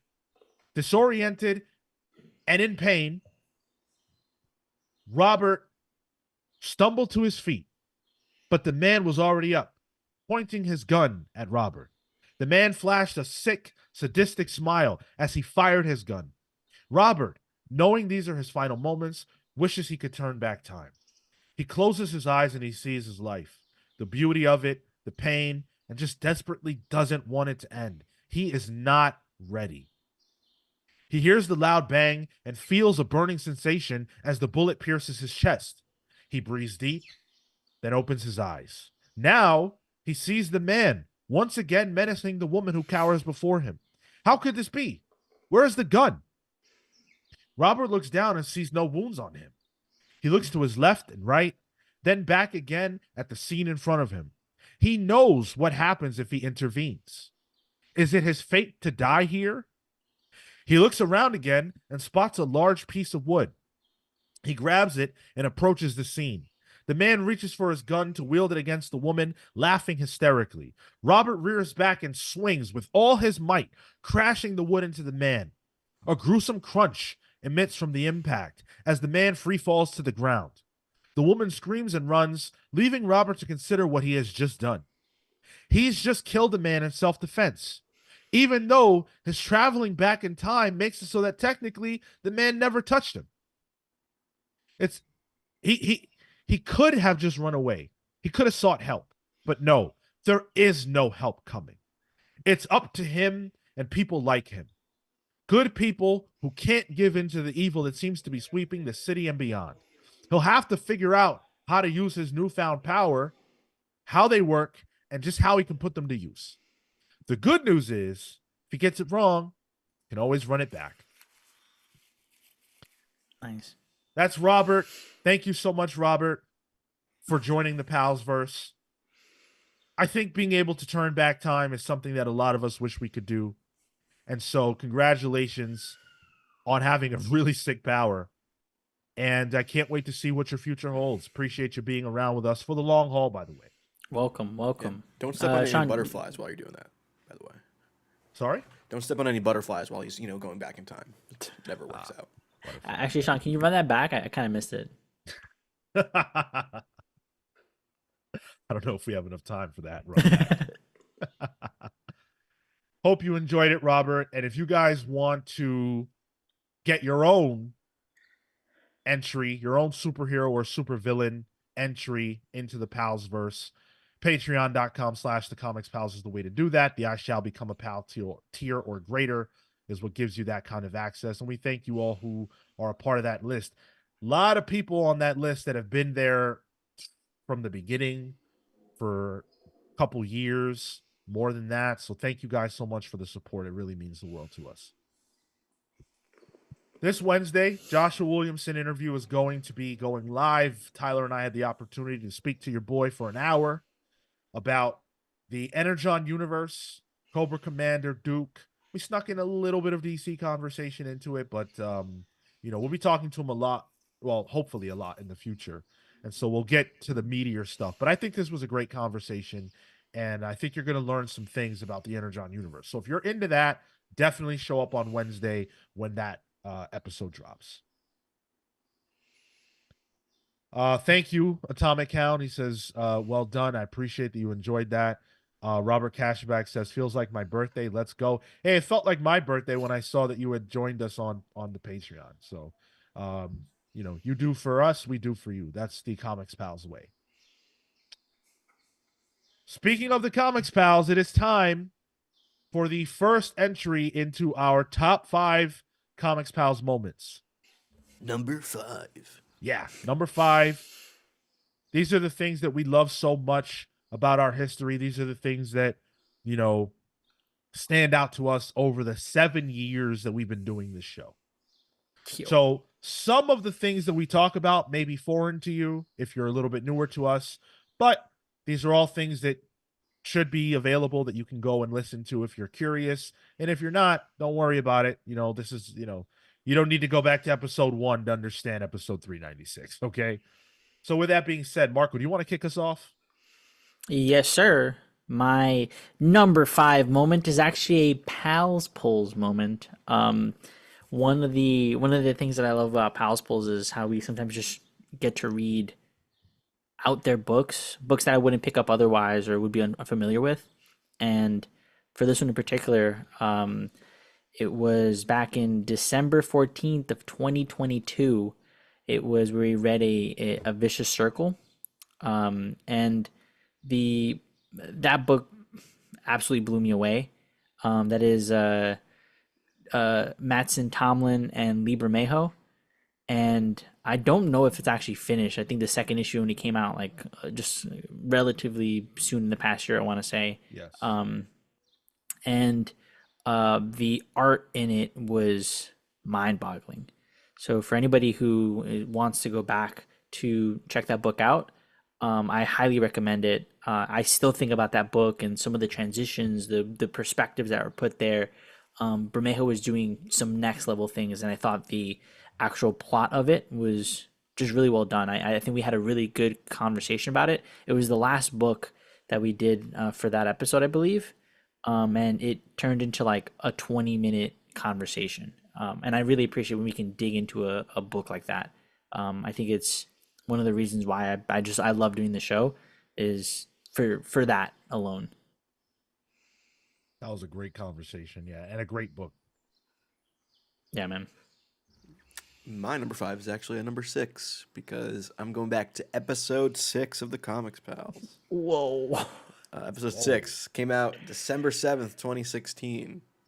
So technically we're in Wait, the 2016? 8th Wait, calendar year? we've Well, been we're coming up on our 8th anniversary. Yeah. holy shit. And the reason why this is number 5 because this is the first episode I was on. This was the Comics Pals podcast, episode 6, Comics We're Thankful For, featuring the Longbox podcast, my previous podcast with Matt Murphy, who might still be in the chat here, where we talked about the impossibility of a deal between Marvel and Fox. So that is kind of funny. I didn't listen to it again. I don't want to. Come on, for all tide's sake. It's too far back. I don't know what mic I was using. I am nervous to listen to that back. So, but it was fun because it was the first time I actually got to do anything with these guys. So, just wanted to start at the beginning. Dang, that's a good pull. If I could speak on that just a little bit, I remember being really grateful that you guys came on because, we knew each other from a prior work situation. And we'll explain that more on episode 400 for anyone who's curious. Ooh, the tea. But, you guys had actually started your show first, and it felt really great that you were kind of coming on, supporting us, in our new venture. And it was a lot of fun. I remember having a great time with that one. So. Yeah, I mean, like, some of the listeners that still listen to the show are, like, people I remember from that podcast, like Kefis. Yeah, so. came on, man. Yo, Kefis is an OG. Yeah. Didn't Mike Elliott also? I think Mike Elliott also came. Possibly. Maybe. Mike, if you're still on, confirm, please. I wonder. That's not the episode where Kefis made the deal with you first, right? No, that was later on. Okay, yeah. Time is a weird soup in my head. So that deal was made like 3 years ago. 2 years ago. And thank you for sticking around, bro. Yeah, I guess we were still debating whether or not Marvel would buy Fox at that point. So yeah, of course the deal didn't happen. For me, my number 5 is the House and Powers of X reviews that we did. Because, at that point we had been reviewing comics, for a while. We kind of always did some comics review stuff. But this was the first time where there was something coming out that we got to review that felt deeply special. And that I thought forced us to really, really dig in, put our theory hats on, and try to uncover what Hickman was doing. And reading those issues as they were releasing, and then having to come on here with, put together thoughts about what we were reading was so much fun. I remember my theories sort of changing and growing and evolving, and these deep conversations that we had about, like, what it means to be a human being, and whether or not you could actually integrate, whether or not you could integrate machines into humanity and still maintain humanity, and all these different incredible conversations we were having. What's up with Professor X's dome? Is he the maker? Is he evil? All these things that we were talking about, a lot of them that didn't end up fucking mattering, partially due to the fact that Hickman left. But in those moments, those were some of the most fun conversations that I had on this show. Yo, those conversations, I think it was one of the first times that I had joined you guys in reading like event style comics. And so being able to keep up with new releases in that way and be able to sort of like plan out what the long term might look like, it felt like this momentous occasion. I really appreciated that. Yeah. Mike, go ahead. I was just saying, Mike Elliott in the chat confirming watching Tyler Matt slowly collapse under the weight of weekly comics. Trust me, when we started Palsverse here, I was like, hey, hold on before I do that. Which is funny because Tyler's or Palsverse is how Tyler got started with us. Yeah, that's right. The equivalent of that. I don't think it had a name at the time. Yeah, so those are our 5. Kale will present his next week. Let's hit the comments because there are some from the listeners. So Atomic Hound said the Brian Edward Hill interview earlier this year blew my mind. I could listen to that guy forever. Oh yeah, the 2 interviews we have done with Hill are some of my favorites.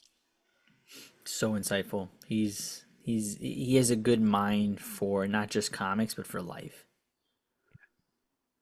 Um, Aaron Ruiz, number 5. Sean saying how much he hated the Chainsaw Man characters in the book club, but ended by saying he cared about them while everybody claps. Props to committing reading a manga. Look, I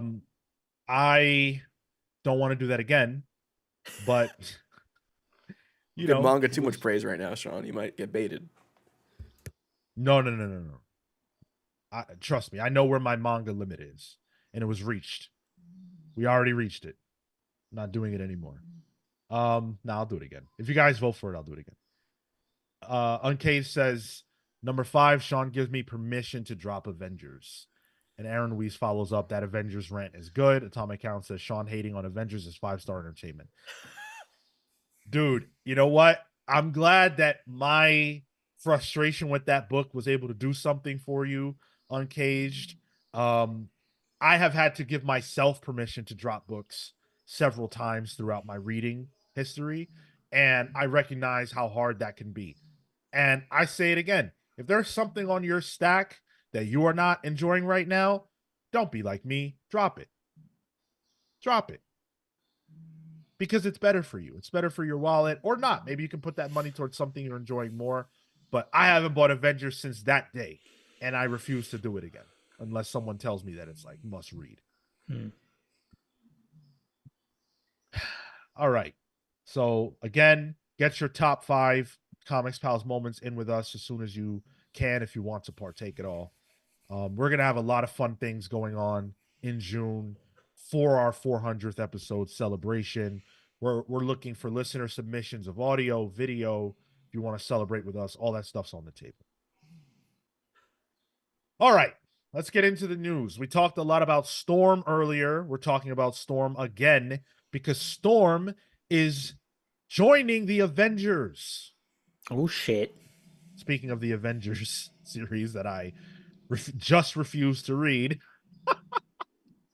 I guess I'm gonna have to read it because now Storm is gonna be in the book. Obligatory. So the Valerio Schiti, Jed McKay Storm era is coming, or Avengers era is coming.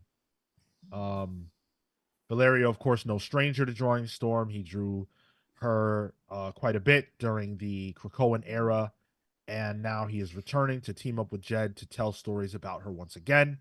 Quote, Krakoa's tragic fall has made the Avengers realize how vital a mutant voice on the team is, and they'll settle for nothing less than the most prominent and beloved mutant superhero on the planet.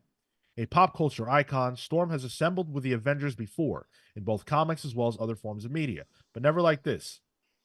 Not only will the Avengers need her Omega level power for the battles ahead, but they'll also need to rely on her unique expertise and leadership skills as McKay's overarching plot involves Kang, the Twilight Court, and more kick into high gear. How do you think T'Challa feels about his ex joining his work environment now? Toxic. That's the kind of thing that I thought the initial team was lacking. A mutant voice? Drama? Not a mutant voice, but yeah, drama. I felt like the initial team was lacking drama. One of my criticisms was it felt like a lot of the drama was artificial. I don't have an inherent issue with Storm being on the team. Not inherently. Here's the issue that I have. This is a quote from Jed McKay. When we were putting together thoughts for X-Men, one problem kept coming up. Storm needed to have a presence in a book befitting her status, but it would be weird for her to be on an X-Men team if she was not the leader. The solution was simple. She needed to be on a global stage amongst equals. And what better place for that than the Avengers? We're excited to bring Storm back to the Avengers and show what adventures she'll get up to as a part of Earth's mightiest heroes. Okay, Jed, so here's what I heard. I heard that Storm is too big to be just a member of an X-Men team, and that they had no plans of having her lead any X-Men team, but that she is just fine to be a member of the Avengers. That's what I heard. I heard that the Avengers are a bigger team than the X-Men, and it's okay for her to not be on an X-Men team because she's too big for that, but not too big to just be on the Avengers. Well, shit.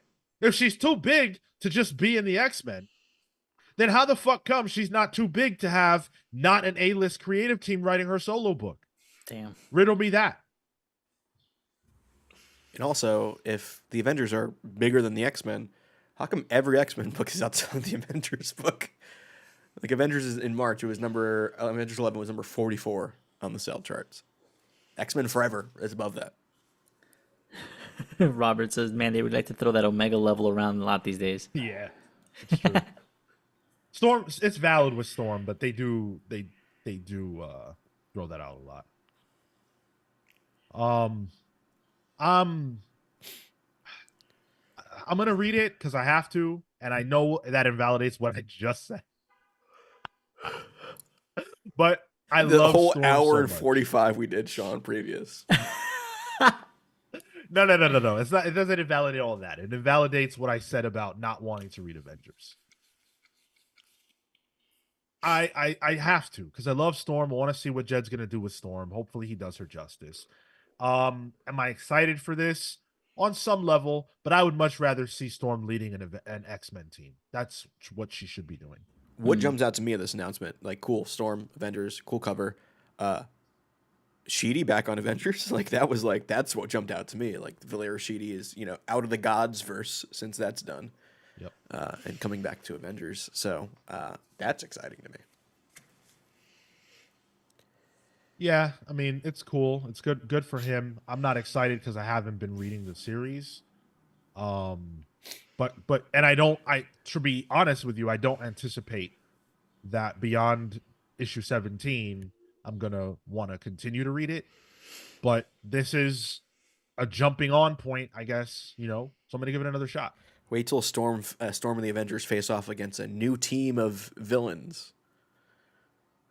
Oh my god, dude, no. Individually, like they're all disparate again, and Storm somehow on Mars fighting. Man, I like that shit because I'm like, ooh, new Marvel Legends character. New toy for me to buy. Atomic Count asks, is Avengers priced as a premiere book? So the next issue of Avengers, which is issue 15, is $3.99, so I guess not. Although I think we're about to see a pricing structure change. And maybe this book will get the bump. Mm-hmm. Michael Nadeau says, do what Sean says, not what he does. Yup. Damn. Yep. I am. If you listen to Pals Pulls, you know that I've got a problem. So I know the right things, but I don't necessarily always do them. That's a good point. Chet Cowder, I like the concept of Storm of the Avengers, but isn't it weird to have Thor on the same team at the same time as... That's so funny. It's a very similar power set there. I actually think that's the kind of shit I want to see. Because their relationship is an interesting one. Huh.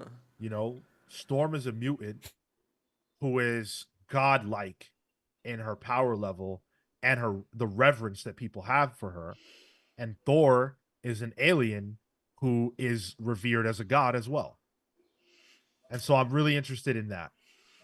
That's a good a thread to pull on. I also think that from that power standpoint, getting them to like throw lightning back in front of each other, that'd be kind of cool.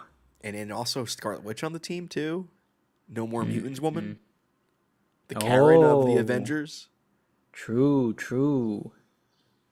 Like I know she's walked past that, but that's still beef though. The Scarlet Witch gives me current like white ally vibes, like just has to shout it at you every time. Like, no, me and Mutant, I love mutants. They let her off the hook, I feel like after House and Powers, they kind of left her off the hook. And I know I get the whole thing with Resurrection of not Resurrection of Magneto, Trial of Magneto. Yeah. But Scarlet Witch has been dry for me. And I feel like Storm is one to call around on her shit. Yeah. She's friends with Magneto, bro. She has mutant friends. They're cool. She used to be one. Comics Are Dope said, Sean said, might as well buy it. You got that shit right. You got that right. Um, Black Panthro says, I'm so on Storm joining the Avengers when she should lead her own team of mutants. Well, first of all, I agree with that. I think she should lead her own team of mutants. And second of all, hello, and thank you for hanging out with us. Welcome to the channel if you're new. Word, Hendrik Michael. Perry says, I always put Thor as raw strength, but Storm will fine tune her control, so I always wanted to see an honest face off. And she did make that appearance in Immortal Thor a few issues ago, which was cool. So, Oh yeah, there is history. hot sec. Uncaged says, Ashen Combine, Twilight Court, Blood Hunt Gang, Blood Hunt Gang. I love that so much. That makes me think of the Bloodhound Gang. I don't know if you were going for that. We definitely need a new group of 3 to 5 weirdos for Storm's squad. They are weirdos, aren't they? Man, I'm looking at this lineup too, and like you have Vision and Scarlet Witch on there, and I don't think any of the drama has really been in those two either. That's been cut at the knees too. That's Well, why I had to get off. Yeah, we need more soap opera in the Avengers. Yeah. I'm with you. I want soap opera in my comics. I fuck with Dawson's Creek and Buffy. Specifically That's my Avengers. shit. Yeah, specifically Avengers. Avengers has always been soap opera. I want high drama. I want people crying over relationships while they're beating the shit out of Kang. Oh, That's okay. what I want. You said beating the shit out of talking about the Avengers. I'm like, do not mention Yellow Jacket. You really turned me on to that show, Sean. Dawson's Creek, dude. That shit is one of the fire, best. dude. I love the way the snow sounds when they walk over it on that show. Argue with yourself if you think Dawson's Creek is not an amazing show. Don't bring it my way. Don't bring it to me. You don't want this. No. No. Buffy and Dawson's Creek I will stand by them. Not to derail the show, Sean. One's got to go. Which one are you getting rid of? Dawson's Creek. That's a quick answer. Quick answer. Yeah. See that. But Buffy's not the best show ever made, but it is certainly the one that has had the most impact on me. So, all right. I also wanted to talk about Tom Breevort. So Tom Breevort, of course, is the most senior of senior editors that Marvel has. He's been in the mix for decades. Most notably, helped steward the Avengers to the prominence that we know them for. And Marvel wants to see if they can make a similar thing happen with the X-Men now that, of course, the movies are going to be coming out through Marvel Studios. And during Tom Breevort's Substack newsletter, he was asked about some things that I thought were pretty important and interesting regarding his taking over. One of the questions we've had is like, why is this happening? Do things feel rushed? What was the edict? Was there an edict?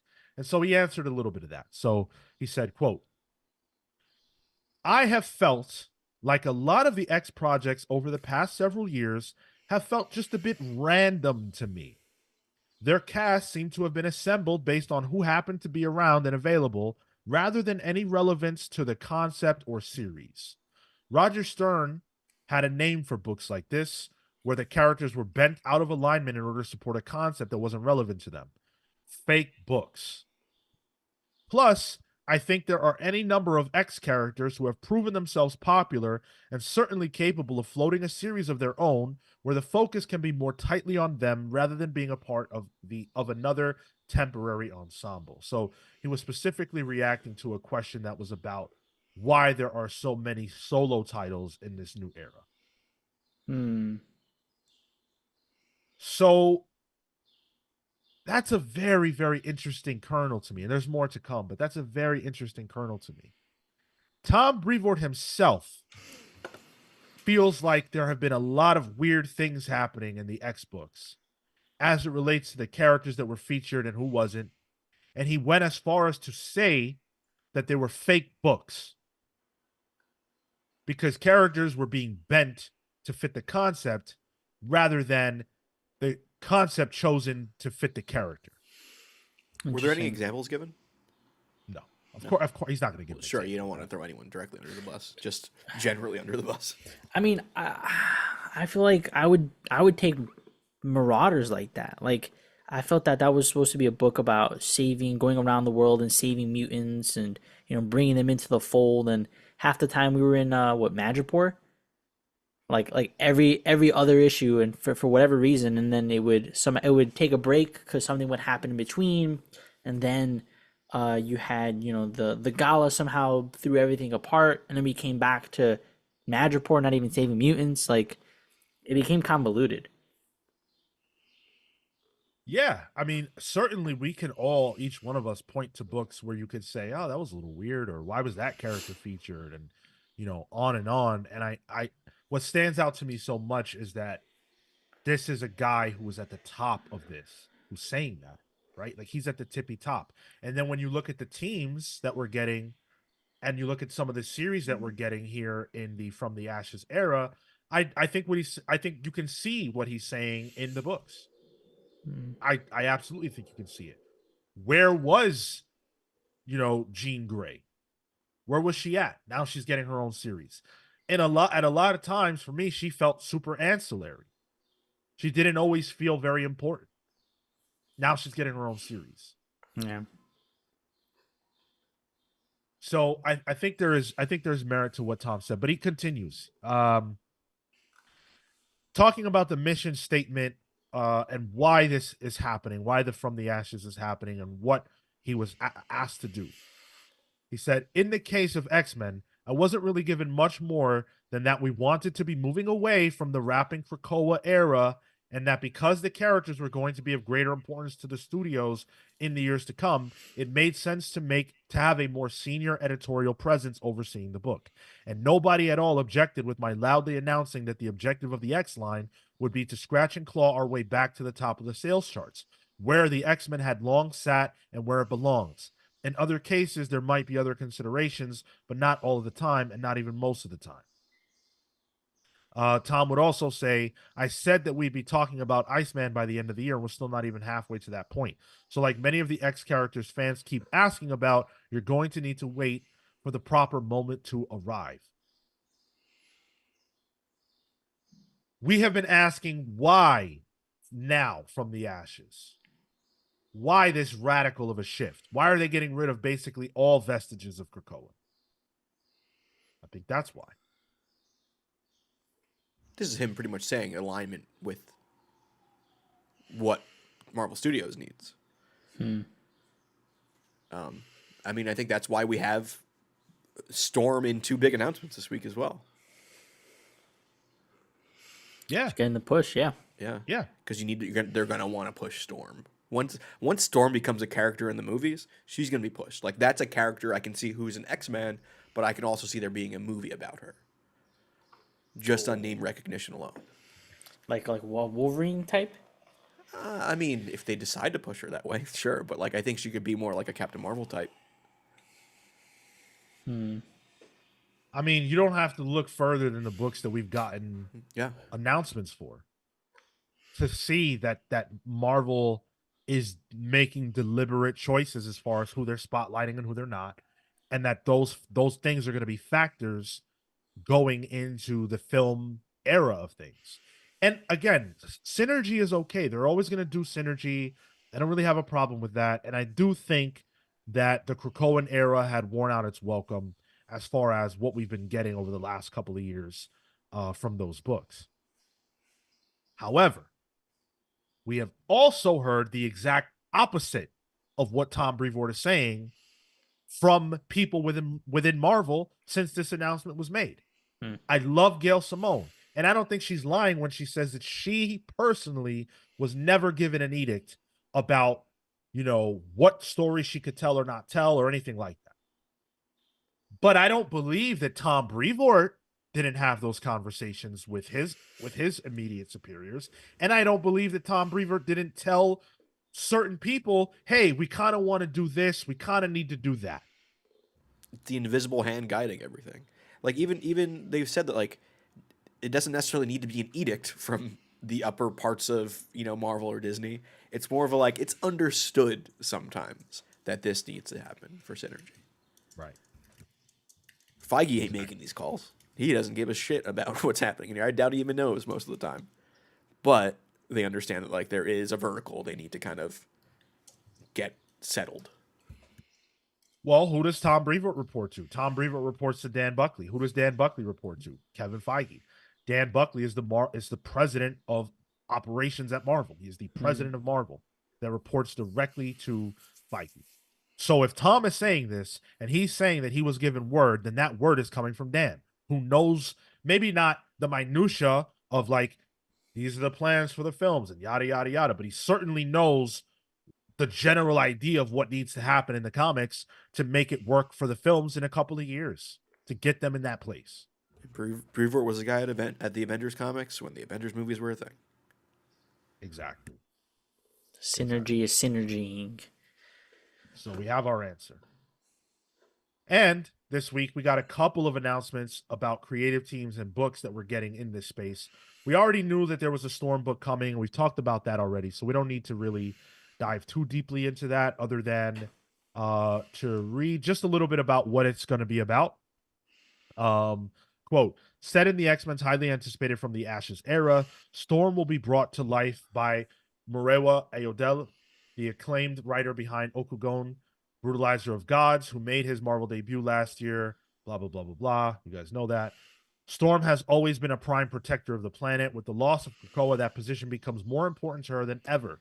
From her new superhero headquarters, Storm begins making decisions that will forecast the future of the Marvel Universe. Her bold actions will stir forces around and even beyond Earth, calling forth enemies that match her strength and determination. Storm has never needed a throne to rule the skies. Now, watch in awe as this new series elevates her to the heights that only she can reach. The thing that jumps out to me there is the word superhero headquarters, or words rather. Yeah. Where it just seems like, all right, we need to push her as her own character outside of her relation to mutants. Which again just reeks, not reeks maybe is a bad word, but it just feels like, all right, they're making her a thing. The attempt is being made. Yeah. It's cool to position her like this. I think I think she has the best shot at like standing this tall. And so and if she's getting the backing too, I'm hoping that means that this also sticks. Like this, we were talking earlier about the potential for sales. Like, are we worried that this isn't going to hit sales? I think this has a chance in the first couple issues, but I think there's going to be a sharp drop. I don't think this is going to sell. I hate to count out Storm. I certainly don't mean to count out the creative team. You know, I'm sure they're putting their very best foot forward, but given everything that we discussed earlier in this episode, it's hard and the realities of the X line. Just use your brain, right? What mutant, what X-Man has been able to sustain a solo series ever? Sustain. Not have a mini, not get canceled, sustain. It's only Wolverine. Exactly. Deadpool, kind of. But And I don't even consider Deadpool an X-Man. But he is in the X universe, so sure. But if you want to include Deadpool in that, cool. Deadpool and Wolverine. They got how many mutants, bro? They got a whole fucking island of them? Deadpool, Wolverine, that sounds familiar. Oh shit. Uncaged also says Storm has also been a big part of the Ultimate Universe. May Storm's obviously like a thing that's tangentially related. I feel like it ties nicely with your original conversation. Yeah. Hopefully that means that hopefully that means that they're making the push across the board. The comics, the new wave, plus the film universe. I get confident when I see that Marvel's confident. And when Marvel's confident, that shows through the creators that they put on the book. If this book had Jonathan Hickman on it, or Gail Simone, or Kelly Thompson, or Kelly Sue DeConnick, you can't get her, but if they could get her, that'd be amazing. G. Willow Wilson. If it had an upper tier creator name on it, then that would be a whistle to me that I should take this book seriously. When they don't do that, it makes me feel like I shouldn't take it that seriously. And given the fact that the X books have largely not been able to sustain single character series over long periods of time, it doesn't give me a lot of hope for this one. LTRX says Cable. I can't really speak to that. When I started reading comics, we had Cable and Deadpool. So I don't know if before that Cable was able to do it, but that's and I know obviously he's had some series here or there. There was the young Cable series that we had in the Krakoan era. So Afro SF Ian's Comic 78. That's a mouthful. Says Bishop had a long run in the last X-Man title. So there you go. And welcome to the channel. Thanks for hanging out with us. We appreciate you. What's up? It's tough. It's really difficult. I don't foresee this lasting, but I'll tell you what, if this is not considered a mini series and Marvel's not putting that out there, this shit better work. They can't just drop this. They can't just drop this book. They can't drop her. Yeah. This logo design looks fire though. Yeah. It's been around for a while. Yeah. Yeah. Neat. Where do we think her base of operations gonna be? Can't be the Mars sky. anymore, right? It's gonna be in the sky. It has It's to gonna be. be on like a comic island or something, you know? Just like a series of clouds. I don't know, man. I thought she was going to be the president. That was the big rumor. Yeah, what we the hell? didn't hear it. Where's that going? Maybe they're keeping it under wraps, or maybe it's just simply not true. That could always be the case. But you know, I'm gonna give this every chance. I'm gonna buy it. I want it to work. I love Storm deeply, so I hope this is successful. Douchebag says, honestly, this kind of attempt / push from Disney tells me that they have possible big plans for her in the MCU. 100%. 100%. Tilo says they did say that their ongoing would be at least 10 issues. I assume you're referring to Dan Buckley's comments. I assume that, yeah. but I don't know if we ever Atomic got a hard Hound. date on when they were starting that. Yeah. Well, Atomic Hound also followed up. Buckley said series would be given a minimum of 10 issues. But Yeah. But I guess it depends when is this dropping again? So this is dropping August? October 2nd. yeah. Oh, Okay, that's so right, it definitely would be August. within that time frame. It could be. Yeah. You know, Dan Buckley said, I am approving series now for X length of time. Does this fall into that equation? You know, I don't know. I hope so. Obviously, I'm aware of this. We just talked about this on the show last week, but you approved it for 10 issues. If the sales tank, are you committed? You know, if the sales drop off and we're halfway through and it's not doing the expected numbers, does it stay on the stands? I'll be impressed if it does. If this series gets 10 issues, I will be very happy. I'll be very happy with that. Ecstatic. One could say so. Revolutionary Dragon says Impossible City, potentially. I guess coming off of the Avengers stuff. Maybe that's the base there. And if she's going to be in the Avengers as well, that kind of makes sense. Yeah. Could be. Also, by the way, I totally forgot. It just hit me. Atomic Hound had asked earlier, are we able to gift channel memberships? And the answer is absolutely yes. We are able to give channel memberships. And since you mentioned it, why don't we do that right now? Why don't I give away 5 channel memberships right now? If you guys will bear with me, I will absolutely do that. You guys deserve it. Marco, log out of your been... main account. Huh? I was gonna say, Marco, just get off the stream on yours, so you don't accidentally get one. No, I'm good. Wait, okay. Sean, hold up. I have it set up. I got it up if you want me to do it. Okay, go ahead. Boom, here we go, baby. Oh, that's my fucking security code. That was embarrassing. I don't have that on me. Oh my god, Marco. Oh my god. All right, so then I will do it. I'm going to now gift 5 memberships to some of you. Congratulations to whoever wins. And again, this is because of you guys supporting us so much. And also because Uncaged mentioned that Douchebag's name should be in green. So maybe he'll win it. Let's see. Here we go. Congratulations. God damn it. I hopped off. Marco. What the fuck? I closed my thing too. And you, Sean. Yeah, I know. And me. Douchebag did win. That's so funny. Douchebag got a channel membership. Cole got one. Vincent Flanagan. I don't understand how there are 55 of us in here right now. That's You gotta how play it Lotto, works. I think. Like, So you know yeah. what? You know what? Well, let me answer this from Gavin first because he's got to go. Gavin said, Sean, just wanted to let you know I'm working to fit Zealot's half gloves onto the cover for issue 13. Yo. Dude, oh my God. Oh my God. If you get that on the cover, that would be incredible. That would be unreal. I would love to see that. Have a great day, Gavin, and I hope that you are able to pull that off. Be over for Sean, dude.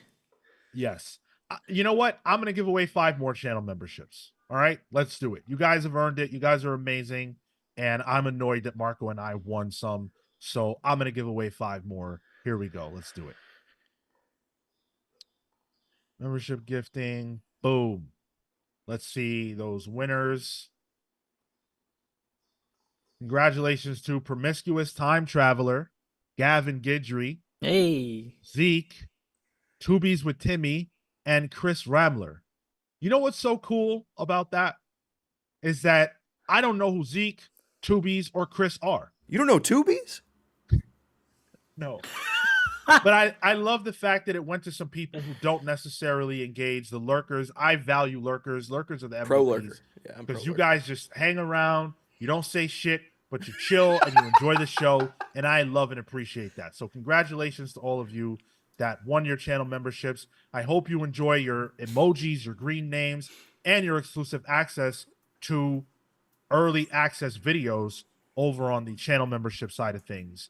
And I would love to see some of those pal heads and emojis in the chat right now. That's all I'm asking for as a show of appreciation. You don't got to do anything else, but if your hands are free and you can, throw those pals heads in the chat. Let's see. Comics Are Dope said, I didn't know gifting channel memberships was a thing. I got to learn how to do that. Dude, really quick to help you out, all you have to do, I only know how to do it during a live video, but all you have to do is click on the money symbol where the chat is at, and the bottom option is membership gifting. And the channel itself has the option of doing that twice monthly. So there you go. Or up to 10 memberships, I should say. All right. So we've got a little bit more to go. I wanted to talk about the Dazzler announcement because we're getting a Dazzler book. Let's go. Yeah, real quick, let's run through this announcement. So we're getting a Dazzler comic, which makes a lot of sense because I think that Marvel has plans for Dazzler in the MCU.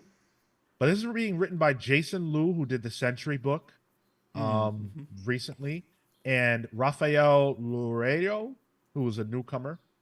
And apparently the comic will follow Dazzler, as she looks to inspire a new generation of fans during a musical tour, spreading a message of love and acceptance, one sold-out show at a time. Joining her on this adventure are some of her fellow mutants. Head of security, Domino, personal guard, Strong Guy, one-man roadie, multiple man, drummer, Shark Girl, and expert publicist, Winddance. Yo, that's cool. That's actually like a band lineup right there. Tinfoil hat time? Yep. You think Taylor Swift is going to do a cameo as Dazzler in the Deadpool Wolverine movie? That's been like the thing that's been floating around, right?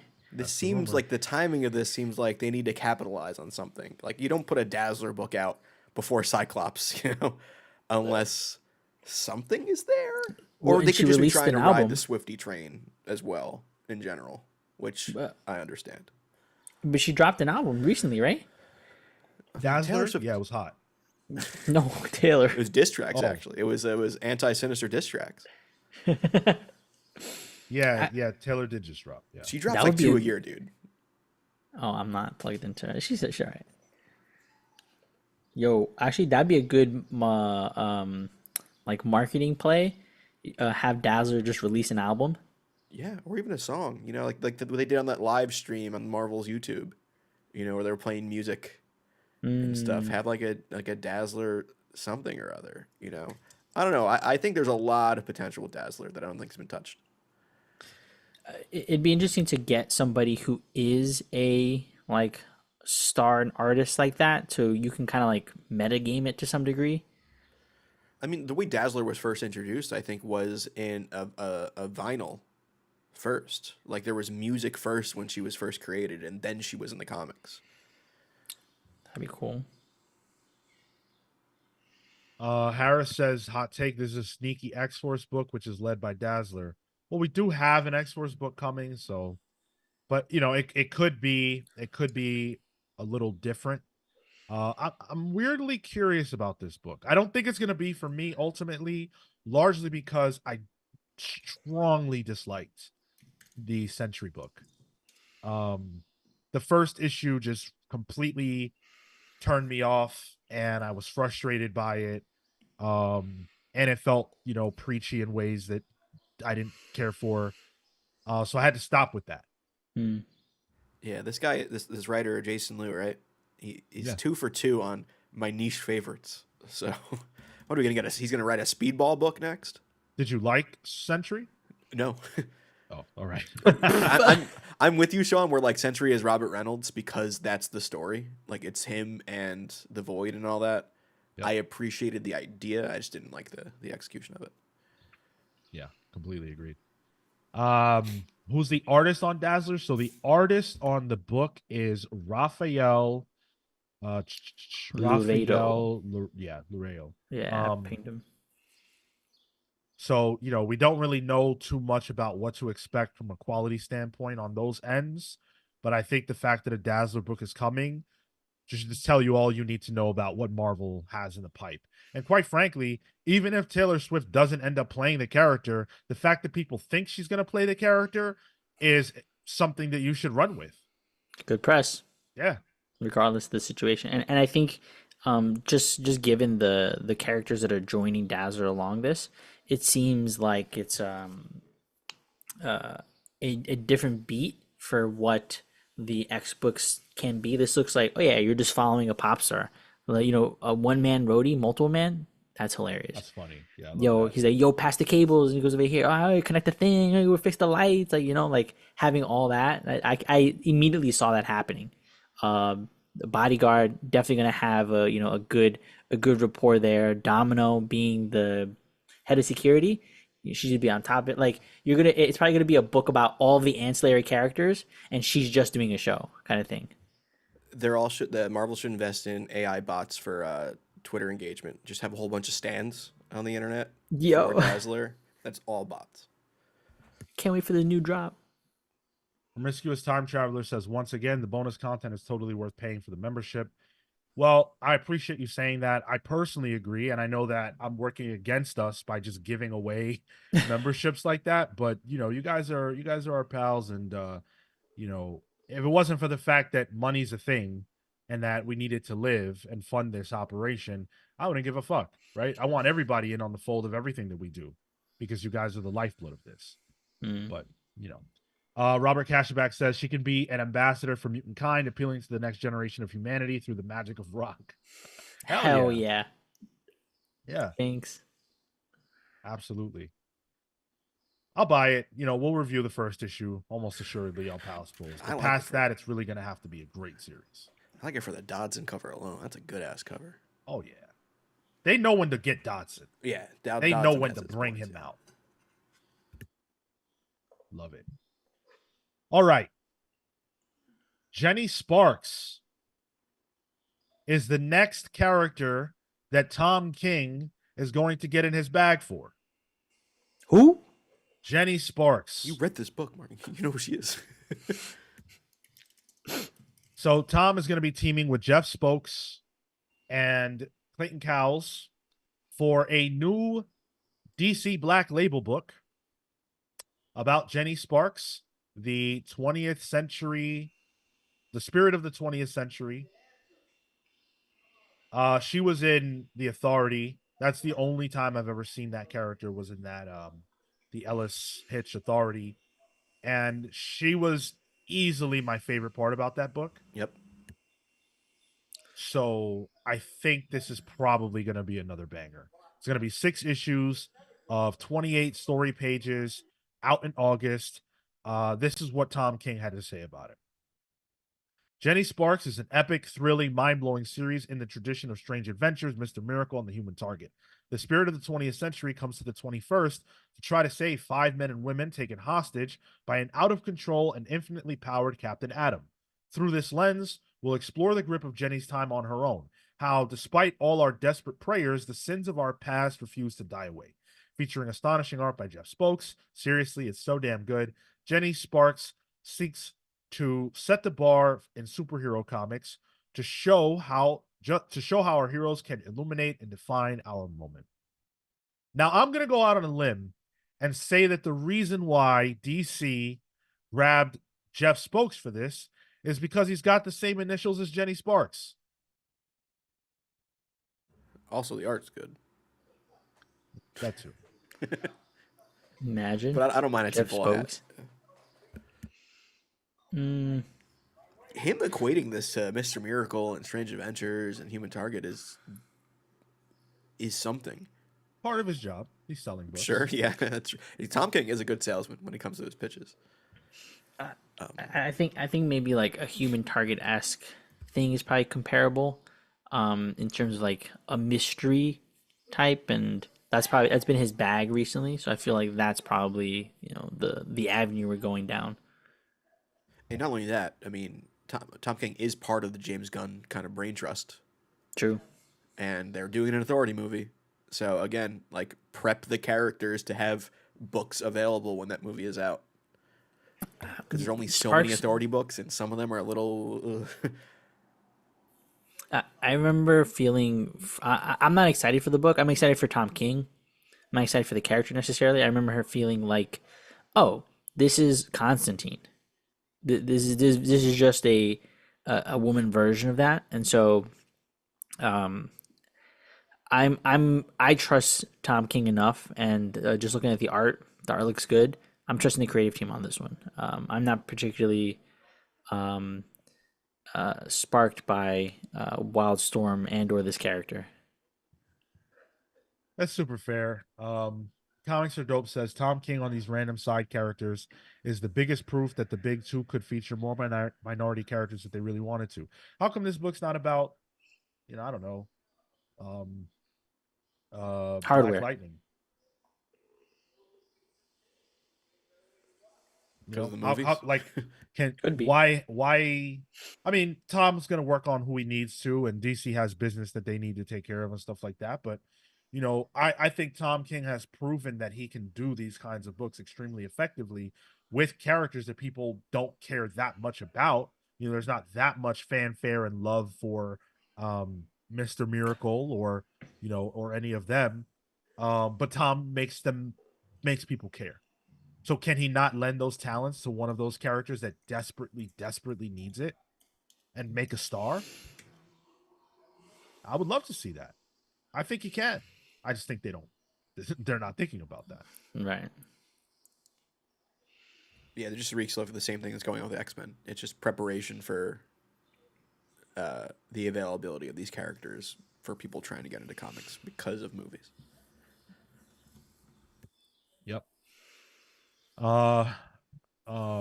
Atomic Hound says, hot take, Jenny Sparks will be better than Wonder Woman, just saying. Well, the best way to know whether a Tom King book is going to be good or not is to know the length. If the length is defined, the book's probably going to be pretty fucking good. Yeah. If the length is undefined, meaning it's an ongoing, your mileage may vary.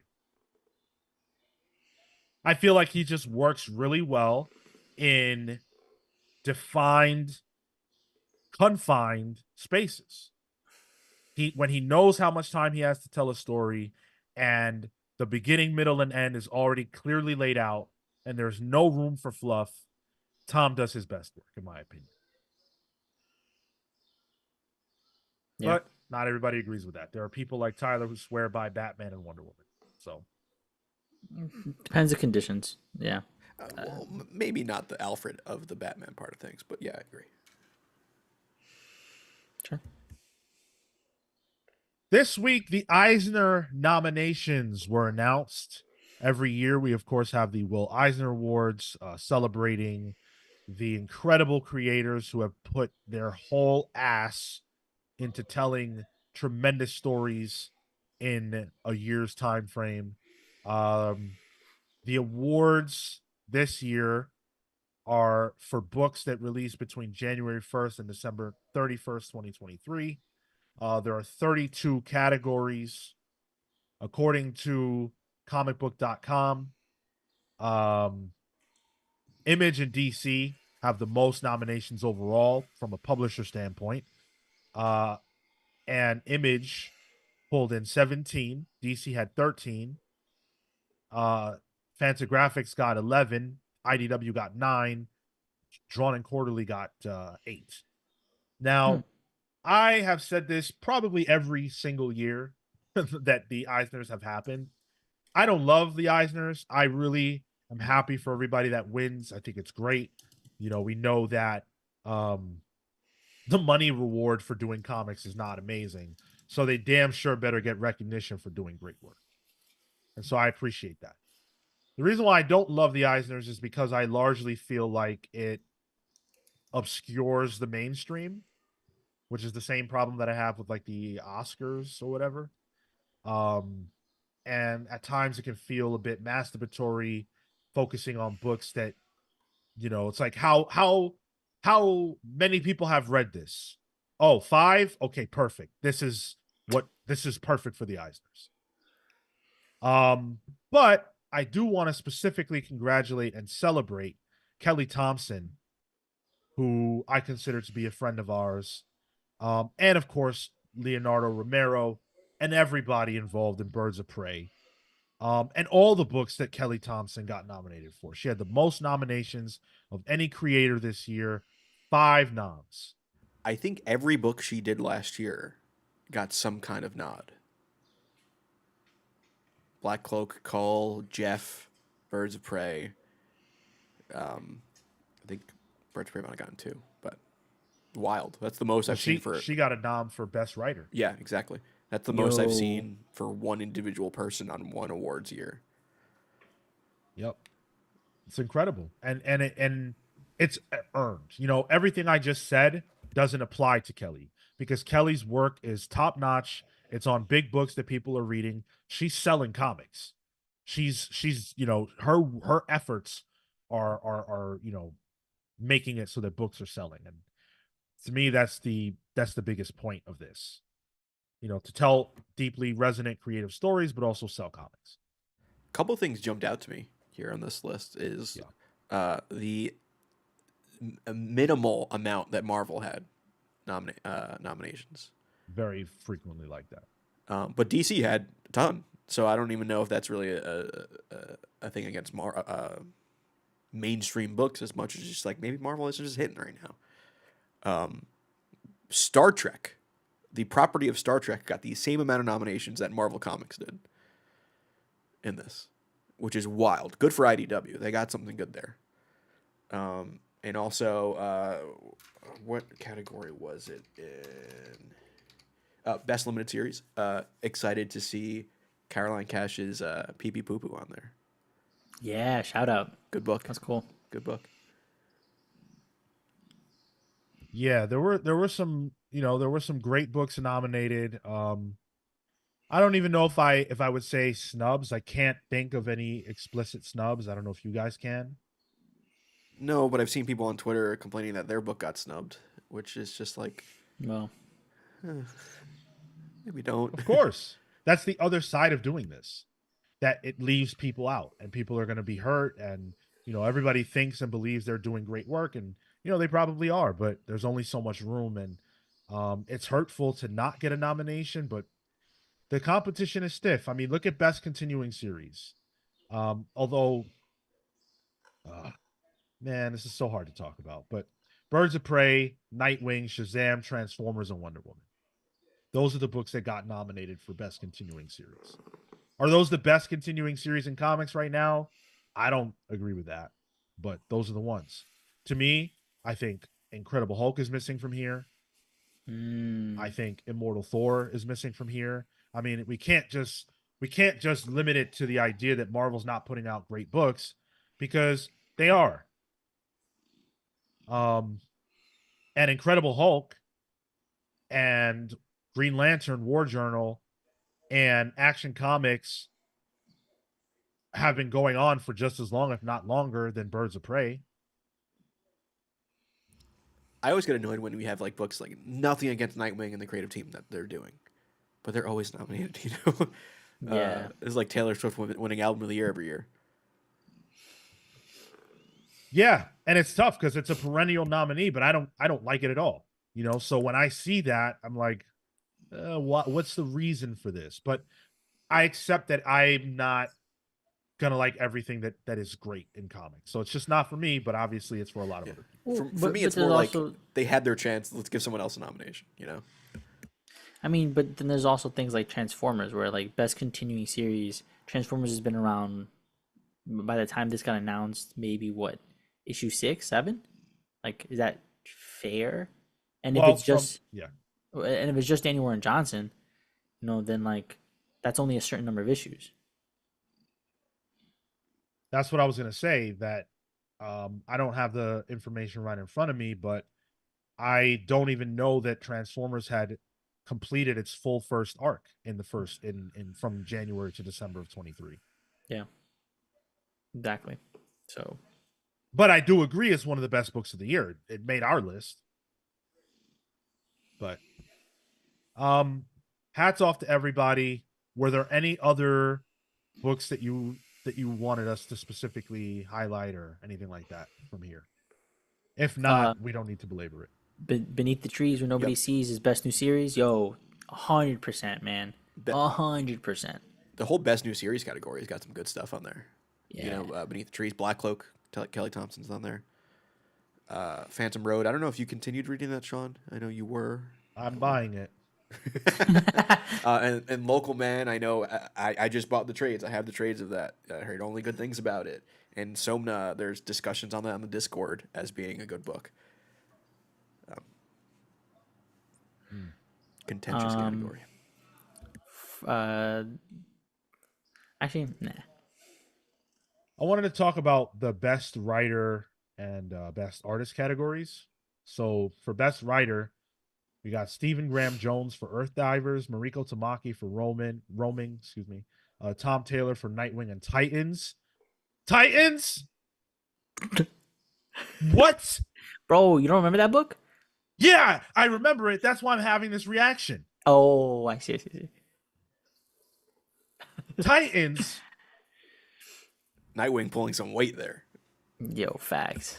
And couldn't All they the put like weight. was Dark Knights of Steel last year? I don't think so. I don't think so. I Shit, think it man, these- ended. All right. Well, I feel old now. Kelly Thompson, Mark Wade, and G. Willow Wilson. That's stiff competition. I got Kelly Thompson. I do too. Although, G. Willow Wilson, like Poison Ivy and Hunger in the Dust, those are some sleepers right there. It's good stuff. But I think Kelly Thompson. Look at that. Look at that list right there. From an output standpoint, Yeah. for everything she's doing to be a banger, I feel like, yeah, Kelly Thompson earned it this year, I think. Writer artist has, all the familiar faces, DWJ, Zori Thorogood, Tilly Walden, and then some unfamiliar ones. Best inker, best penciler inker or penciler inker team. You have Jason Sean Alexander, Tula Lote, Inaki Miranda, Dan Mora, Chris Somney, and Jillian Tamaki. Yo, I got Tula Lote on that, man. It's always a joy to see her. Barnstormers, that was good. Okay. No offense to Chris Somney. I have a Chris Somney tattoo. I'm a huge fan. I have a Green Goblin sketch by him. But was Firepower still coming out? It's the only It thing he's ended, credited yeah. for. It definitely was being published in 23. Okay. I personally, I think there are some other people who have done tremendous work. Mitch Gerrard's last year. Oh my God. Brave and the Bold, the Batman book, right? The Yes, the exactly. Target book. Yeah. Yep. Exactly. Help me, please. The artist on Batman. I'm sorry. Oh, Jimenez. Yes. Where's he at? We're doing good stuff. He's killing shit. Even like I know you don't like you're not too hot on gods, but Sheedy on gods is some killer work. Yeah, absolutely, absolutely. So I don't I know. want to read this. I don't know. But yeah, best cover I wanted to touch on real fast as well. Jen Bartel, Evan Cagle, that's awesome. Jenny Frizen, perennial nominee. EM Gist, Peach Momoko, also a perennial nominee in this category. Probably a former winner. I don't know that for a fact, but I would imagine. And Dan Mora. Yo, Evan Cagle, man. Detective Comics covers are fire. Insane. Yeah, that's who I have to pick on that one. Those books are next level. Just with the idea that it completely bucks any trend that Detective Comics ever had. Mm. My vote always goes to Alex Ross. I think Alex Ross is the best cover artist in comics, but you know, I don't think he has any room for those awards anymore. Like, He put if you put his name on the thing, is oh, we lost. the other one though, the last one that I wanted to shout out, and I thought this one was really interesting. It was really interesting. It was the best podcast category. And we're there. We're No, not. just kidding. The comics industry doesnn't give a fuck about its podcasts or media. Never mind. I was But gonna hey, say, I'm like, no way. I didn't hear shit about that. that would have been cool, right? But That hey, would have been. we're the best comics podcast in your mind, right, listener? Of Yeah. course. oh, well, I was gonna debate that. There is a best comics related periodical / journalism. Comics Journal's always on there. David Soul Harper? Rad's good. Yeah, David Harper for Sketched on there. Good shit. We've referenced some of his stuff on there on the show before. Soul Rad, for anybody who's looking at for different things, like comics poetry sometimes gets put on there. It's a little dense sometimes, but you know, it's interesting. Sean, the name Rob Salkowitz. Is that the guy who talked to Dan Buckley for ICB2? I don't know. I don't think Okay. so. Because he's on here and he's listed as ICB2 as one of his credits. So, curious. Good interview. Yeah, so that's the Eisners this year. We'll talk probably about the winners whenever they're announced. What do you make of the list? I mean, have you guys checked it out? Do you care about awards like this? Like I said, I really don't, but you know, it's good for the people that win. I They love only the care jerk-off about the sesh that pallies. is the Yes, that's right. That's the award show that matters, Marco. You're right. The Pallies is our annual award show, and that's where we give away the Pallies to the creators that deserve it because we say so. It's our own jerk off sesh. Exactly. Exactly. Aaron Weiss said Titans, the supposedly 18 book from DC. Supposedly is the word that's working in that sentence. Jedi Ty says this is the best comics podcast, current, insightful, and entertaining. Thank you so much. And obviously, I'm just joking around. I don't have expectations of you guys feeling that way. I know a lot of you listen to other podcasts, and that's totally cool. We need to call up Will Eisner himself and then talk to him about this. Yeah. What's Bring he it up up to? with the man. Can we submit last week's episode? Can we submit that into the pool for next year for this year's Eisners? My ass who had to be like, decides this? what episode did we do? What did we do last week? I got fishbowl memory. Uncaged says I'm going to submit documents as evidence for the Pallies. Yeah, exactly. We need you guys to get in on the ground floor with that. I saw somebody, I don't know who it was, but I saw somebody posted on social talking about us and how much they enjoy our show and stuff like that. Shout out to you. And shout out to people who do things like that. Shout out to people that show their love for what they love in ways that other people can see, because it puts a spotlight on us and says, hey, if so-and-so likes it, then maybe I'll like it, right? That's how things like this grow organically. That would be a Teethan on X, Twitter. Teethan The Jedi. I don't know if that's Jedi Ty. That could be, possibly. Jedi Ty said, when is the Pallies? The Pallies is at the end of the year. Or beginning. Or beginning, yeah. Yeah. Okay. I didn't even set a likes goal. I keep forgetting to do that, but it's like you guys now are so conditioned to like these videos while we're hanging out together that I almost don't even feel like I have to. I don't know what the likes number is right Ooh, now. guess I just refreshed it. I just refreshed right now, and Oh damn. it's very nice. I'm very happy with that number. You guys are amazing, and what that means is that we get to have a little fun here at the end of the show. It means that we get to spin the Comics Pals Wheel of Games and play a quick one. So we're gonna play a quick game, whatever the wheel lands on. We've got a whole bunch of games that are ready to go. So Tyler's gonna spin that wheel, and we'll see what it lands on. Spin that All wheel. right, what do we got in here? Make Don't be some. green light. I forgot to make another one. It's gonna be fucking green light. Keep going, keep going, keep going, keep going. No, redoing. Nope. Hold on. Rigging the vote. Do it again. Be funny. Be the editor. Ooh. Ooh, Be the Editor. Okay. So Be the Editor is a segment where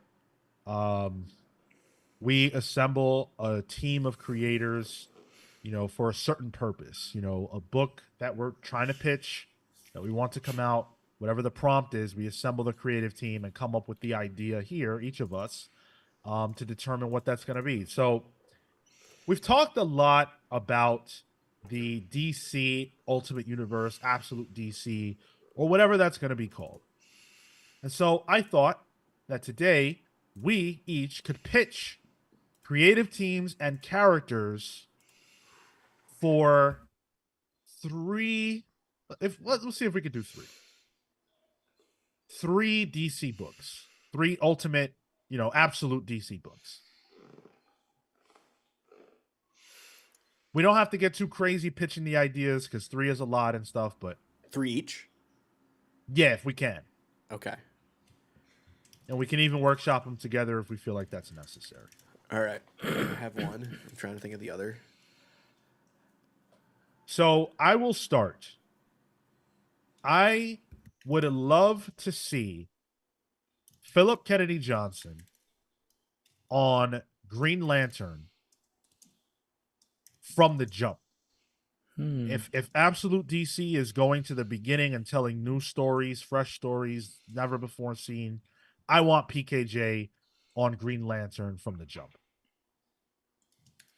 And I would like to see him joined. I would like to see him joined by Liam Sharp. Ooh, that's good. Liam has done some Green Lantern stuff in the past. I think it's been great. I would love to see that creative team on Absolute Green Lantern. Now, I didn't say who the Green Lantern was. It ain't Hal. I would like it to be either Sojourner or John Stewart. Now, obviously, we're already getting him on John Stewart, but we're not getting him on John from the ground floor. So either one of those would be satisfying to me. I got Strange Adventure. I think having a space romp that's out in sort of the just like going around saving the day and visiting different cultures, and on that one to sort of explore those cultural ends and the differences therein. I want Ram V. I think he has a capacity for breaking down different perspectives and bringing that out into manifesting it in different ways. And I want Felipe Andrade on that. I think he has a really cool eye for design. His lines are pretty scratchy. And I think he could do a lot with color and art style there. So that'd be my team. The pitch is, you know what? The Zeta Beam.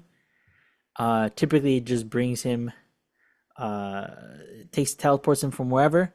This time it has the opposite effect. It pushes him away from Alana. He's only ever on Ron, and the Zeta Beam doesn't take him to Earth or bring him back to Earth. Rather, it puts him away to where he might be needed somewhere in the galaxy. He has to make his way back. Like what's that show where the guy jumps into other people's bodies? to solve their problems. Oh, damn. I can't remember, but I just yeah, know I the know. meme video that people make from that show. Oh yeah, yeah, yeah. Comics are dope. Said gotta pitch 3 absolute DC books with minority characters. It's right there. I totally agree with that. I mean, I had one that I was kind of gonna do, Go for it. just based on the discussion and creative creators that we've talked about earlier in the show. I want absolute Green Lantern. I want it to be Jon Stewart with Priest and Stelfreeze. I love what Christopher Priest has done in comics lately. His Deathstroke run, phenomenal. His Justice League, really damn good. I want more Christopher Priest in comics. I haven't seen Stelfreeze in a while, and just talking about him in Black Panther earlier was like, oh yeah, I kind of want to see that art again. I want Rom V and Sanford Green Mm, on a Black Lightning title. I think I that like that. Rom and Sanford Green are both experimental creators. They both like to do things that are different, and test the mold, break the mold. And, Black Lightning being a teacher with this immense power who has a responsibility, you know, as on the ground as you can imagine with children, but as top as you can imagine as a superhero, and having to find a balance in that. I think that's something that Rom V could cook with. And Sanford Green just proved himself, not that he needed to, but he just proved himself once again with Doom. So I would love to see that. uh, I want Aquaman, but I want it to be a futuristic Aquaman, where he's older. He's sort of dealing with a new era of Atlantis, and it's more of a like Game of Thrones than it is action adventure. He's politicking. That's where he is in his king in his span of king. He leaves. He can leave the adventuring to his kids and whatnot. He's doing a different thing. He's playing a different kind of chess. And for that, I want I have PKJ. I think the stuff he did with Superman was really cool, and I think he can play in this like larger world with larger teams and build a sort of mythology out of that. And I want that with Doc Shaner. I think having a classic cartoony style would benefit and contrast well against like a different type of superhero story. Typically he was all super heroics and saving the day in that cartoony form, but now it's a different kind of content, and I think that'd be an interesting like juxtaposition. Am I throwing out my next two, or did Marco do two there? Yeah. That was my second one, yeah. Okay. I'm gonna go with Absolute House of Secrets. I want PKJ writing more horror. I love his horror shit. And it plays in a world with Aaron Campbell on art. Just play with Swamp Thing. Play with Constantine. Have that be your. I don't want it to be Justice League Dark because I don't think it needs to be a Justice League book, but have it exist on that mystic side of DC. Zatanna, throw her in there.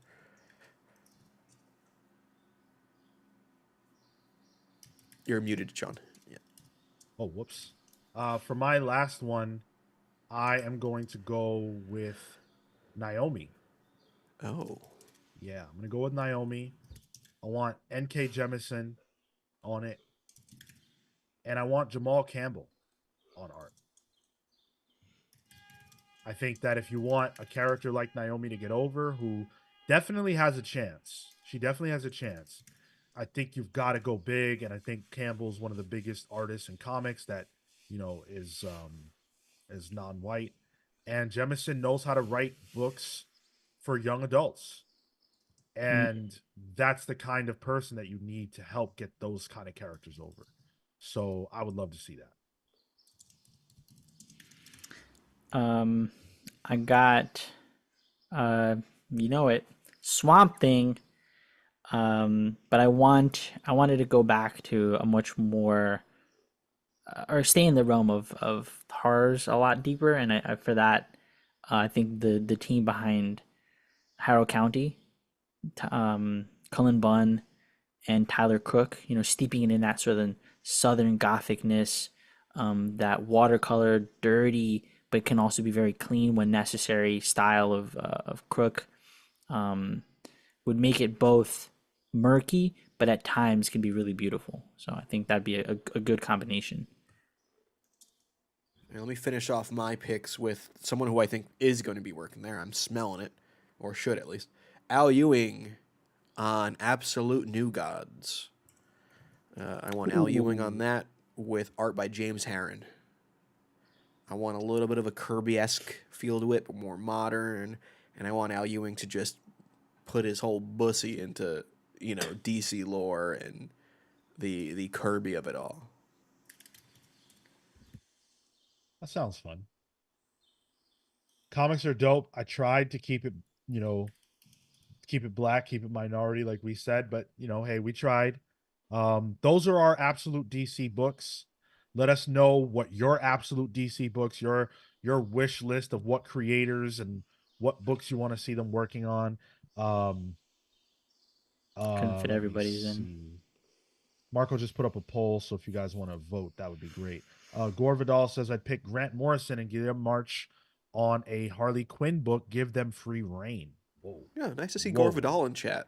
Loved your books from the 40s. Blunt Eastwood said, "How come there are no episodes of your podcast after 2016?" The reason why you don't see those on YouTube is because during those years, we were struggling to find our footing and we were new and stuff like that. So, the numbers aren't great, and unfortunately presentation matters. But on the podcast side of things, on Apple Podcasts or Spotify or whatever, all of our episodes are available, like the entire backlog. And I'm thinking that I might make them available again on YouTube for channel members or something like that. So stay tuned if you really care about that. But if you want them now, they are available, just not on YouTube. Comic Toby said, "Do you want big name athletes to have comic books like LeBron James and Michael Jordan?" Dude, I'd read the hell out of a freaking LeBron James comic book if it was good. Give me the Jonathan Hickman